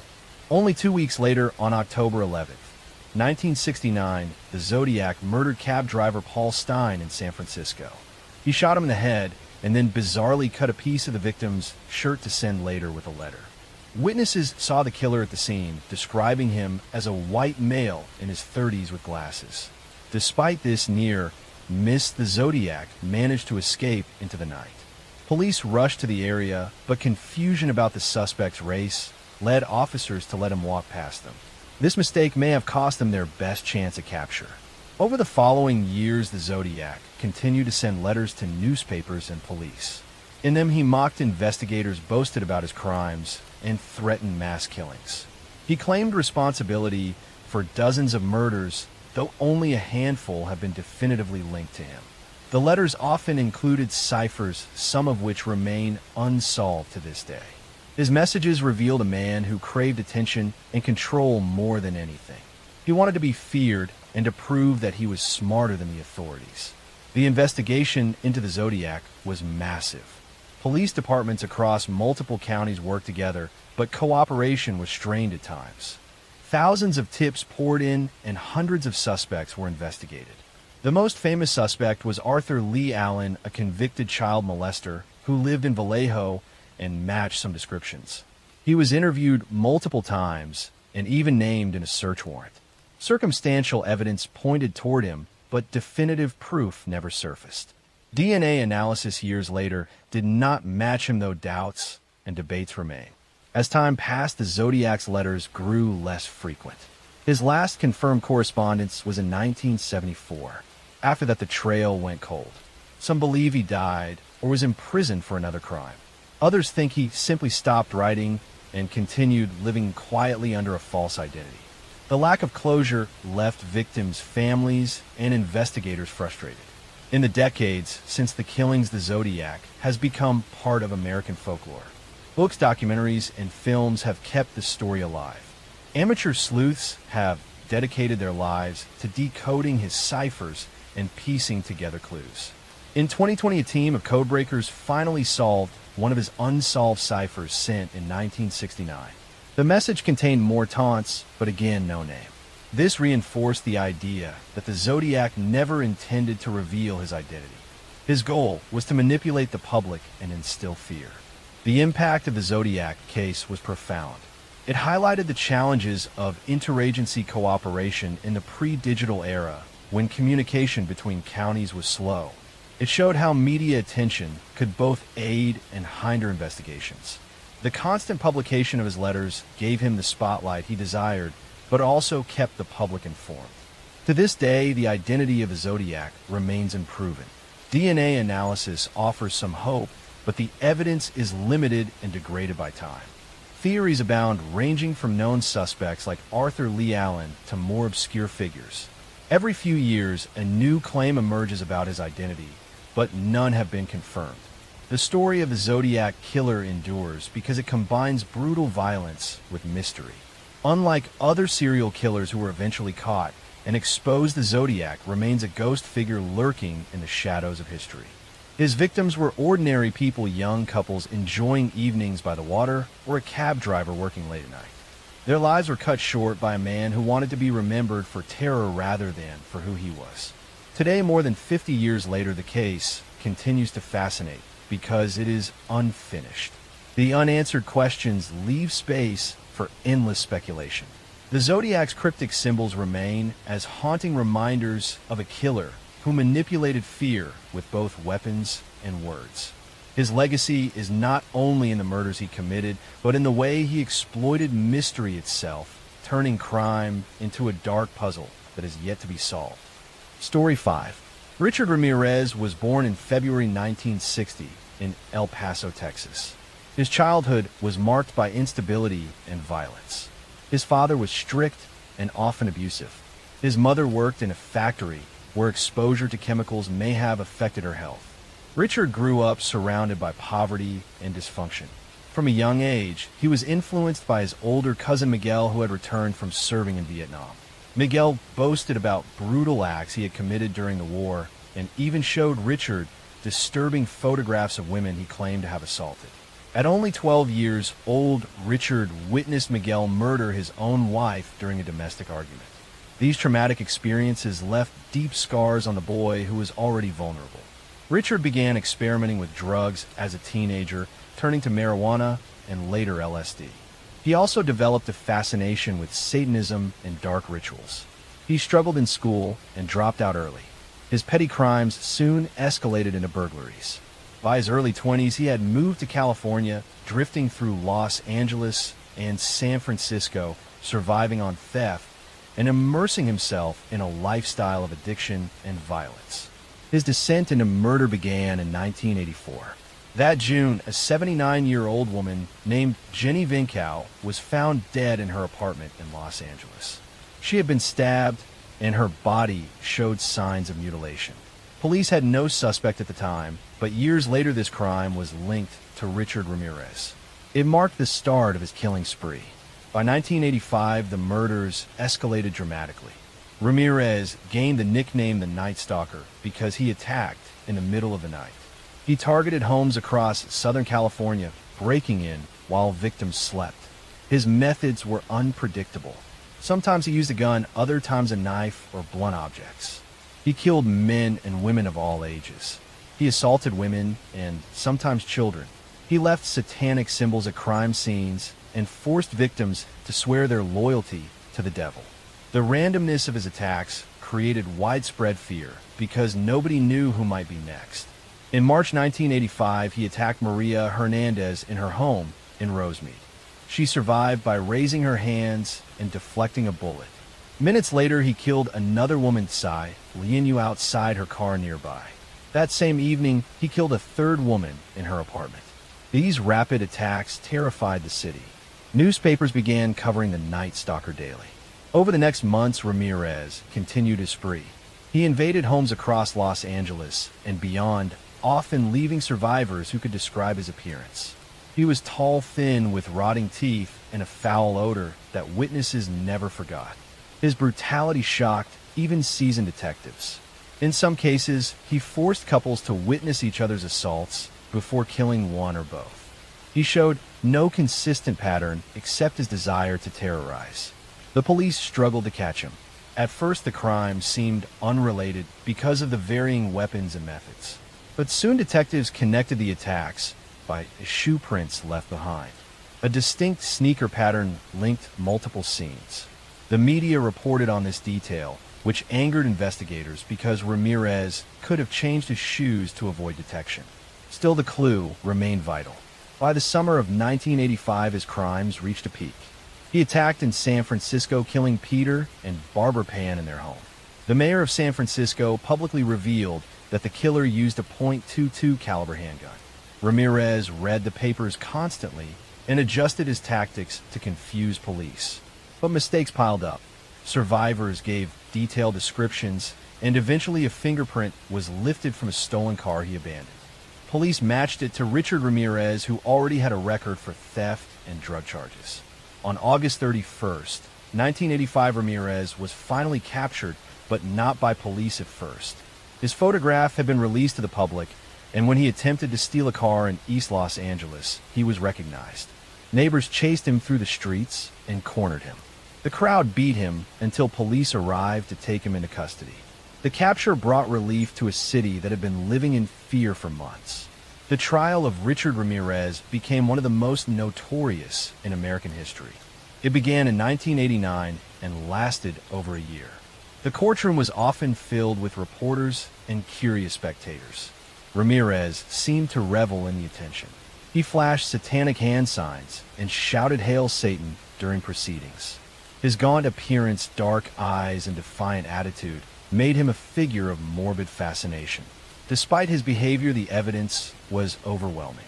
Survivors testified in detail. Forensic evidence, including fingerprints and ballistic matches, tied him to multiple murders. In September 1989, Ramirez was convicted of 13 murders, as well as numerous counts of assault, burglary, and attempted murder. He was sentenced to death and sent to San Quentin prison. Outside the courthouse, crowds cheered the verdict. Families of victims wept both in grief and in relief that justice had been served. On death row, Ramirez continued to attract media attention. He received letters from admirers and even married a woman who believed in his innocence. His presence remained unsettling. Unlike some killers who eventually expressed remorse, he showed none. He continued to speak about Satanism and portrayed himself as an outcast who had embraced evil. Ramirez never faced execution. He remained on death row for more than 2 decades. In June 2013, he died of complications related to cancer at the age of 53. For some, the fact that he died of natural causes rather than execution was frustrating, but his death finally closed the chapter on his life. The legacy of the Night Stalker remains one of pure terror. His crimes were random, cruel, and driven not by need, but by desire to spread fear. Unlike killers who targeted specific types of victims, Ramirez attacked anyone he encountered. This unpredictability magnified the panic in California communities. People began locking doors, installing new security systems, and staying awake at night terrified that he might strike. His story highlights the vulnerability of ordinary homes and the way one man can paralyze entire cities. The survivors of his attacks continue to carry the memories of those nights. The families of the dead live with the loss of loved ones whose lives were cut short in acts of senseless brutality. Richard Ramirez remains a reminder of the darkest extremes of human behavior. He called himself a servant of Satan, but in reality, he was a predator who preyed on the innocent. His name and the moniker Night Stalker endure in American memory as symbols of fear that once gripped a generation. Story 6. In the quiet rural town of Plainfield, Wisconsin, during the first half of the 20th century, life moved slowly and simply. The community was small, neighbors knew one another, and farms stretched across the flat landscape. Yet behind this peaceful setting there lived a man whose crimes would eventually horrify the entire nation. His name was Edward Theodore Gain. Ed Gain was born in August 1906 to George and Augusta Gain. His father was an alcoholic who struggled to hold steady work, while his mother was deeply religious, domineering, and strict. Augusta instilled in her two sons a belief that the world was filled with sin and corruption. She particularly warned them against women, describing them as instruments of immorality. Ed grew up isolated. The family rarely allowed social interaction, and the Gain children were discouraged from making friends. As a child, Ed was shy, quiet, and awkward. He was ridiculed by other children at school, which only pushed him further into isolation. His mother's teachings shaped him profoundly. He developed an unhealthy attachment to Augusta, viewing her as the only pure and trustworthy person in the world.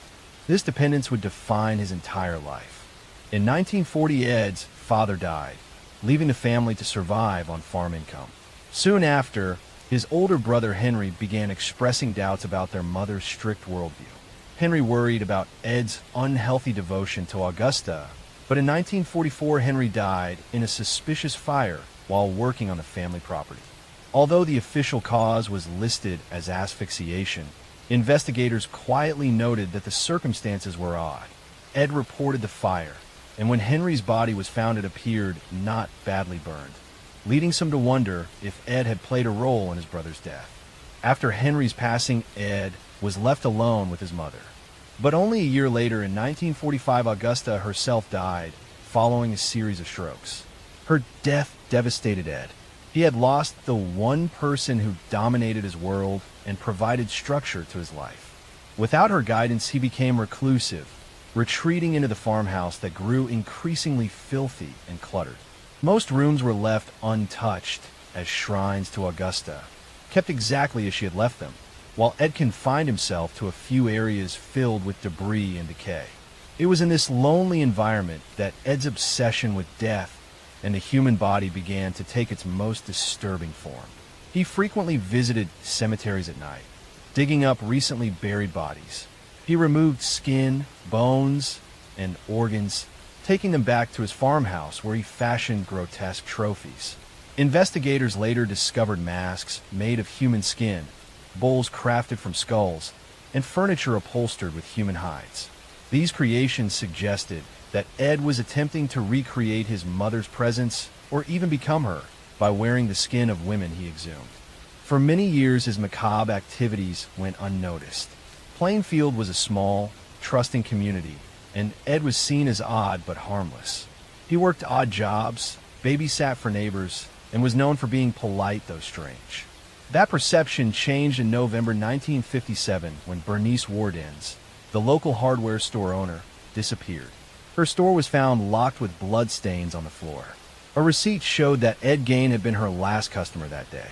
Police obtained a search warrant and went to Ed's farmhouse. What they found shocked even the most experienced officers. Inside the house were the remains of Bernice Wardens. Her body had been hung in a shed and gutted like a deer. As investigators searched further, they uncovered the horrific collection of human remains Ed had gathered over the years. Masks of human faces hung on the walls. Chairs were covered in human skin, and boxes contained organs. Some remains were traced back to missing women, though Ed admitted many came from graves he had robbed. The discoveries horrified the public. The idea that a quiet, seemingly harmless neighbor had been committing such grotesque acts shattered the sense of safety in small-town America. Newspapers across the country printed the details, and Ed Gein quickly became infamous. His crimes went beyond murder into a realm of depravity rarely seen. During interrogation, Ed confessed to killing Bernice Wardens and another local woman, tavern owner Mary Hogan, who had vanished in 1954.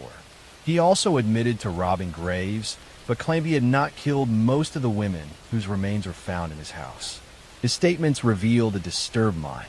He described entering trances when digging up bodies, and he explained how he crafted clothing and masks in an effort to transform himself into his mother. In 1958, Ed Gein was found mentally incompetent to stand trial and was committed to a psychiatric institution. For more than a decade, he remained there until doctors declared him fit for trial. In 1968, he was tried for the murder of Bernice Wardens. He was found guilty but insane, leading to his return to a mental hospital where he spent the remainder of his life. He died in 1984 at the age of 77. The case of Ed Gein left a lasting legacy not only in true crime history, but also in popular culture. His crimes inspired some of the most iconic horror characters in cinema, including Norman Bates in Psycho, Leatherface in the Texas Chainsaw Massacre, and Buffalo Bill in The Silence of the Lambs. His story raised questions about mental illness, isolation, and the dangers of unchecked obsession. For the people of Plainfield, the scars never fully healed. The town became associated with darkness it never asked for. Many locals avoided speaking about Ed Gein for decades, wishing to move past the horror. Yet the farmhouse where he committed his crimes became a site of morbid curiosity until it was eventually burned down. Ed Gein remains a figure of fascination because his crimes blurred the line between reality and nightmare. He was not the typical killer driven by greed or impulse. Instead, he was a man shaped by isolation, dominated by his mother, and consumed by fantasies that grew more grotesque after her death. His actions shock a nation because they revealed what can emerge from loneliness and obsession left unchecked. Even today, his story is studied in criminal psychology as an example of how trauma, control, and mental illness can twist a life into something almost unimaginable. Behind every horror film inspired by his deeds is the reminder that these terrors were once real in a small Wisconsin town where people thought they knew their neighbors.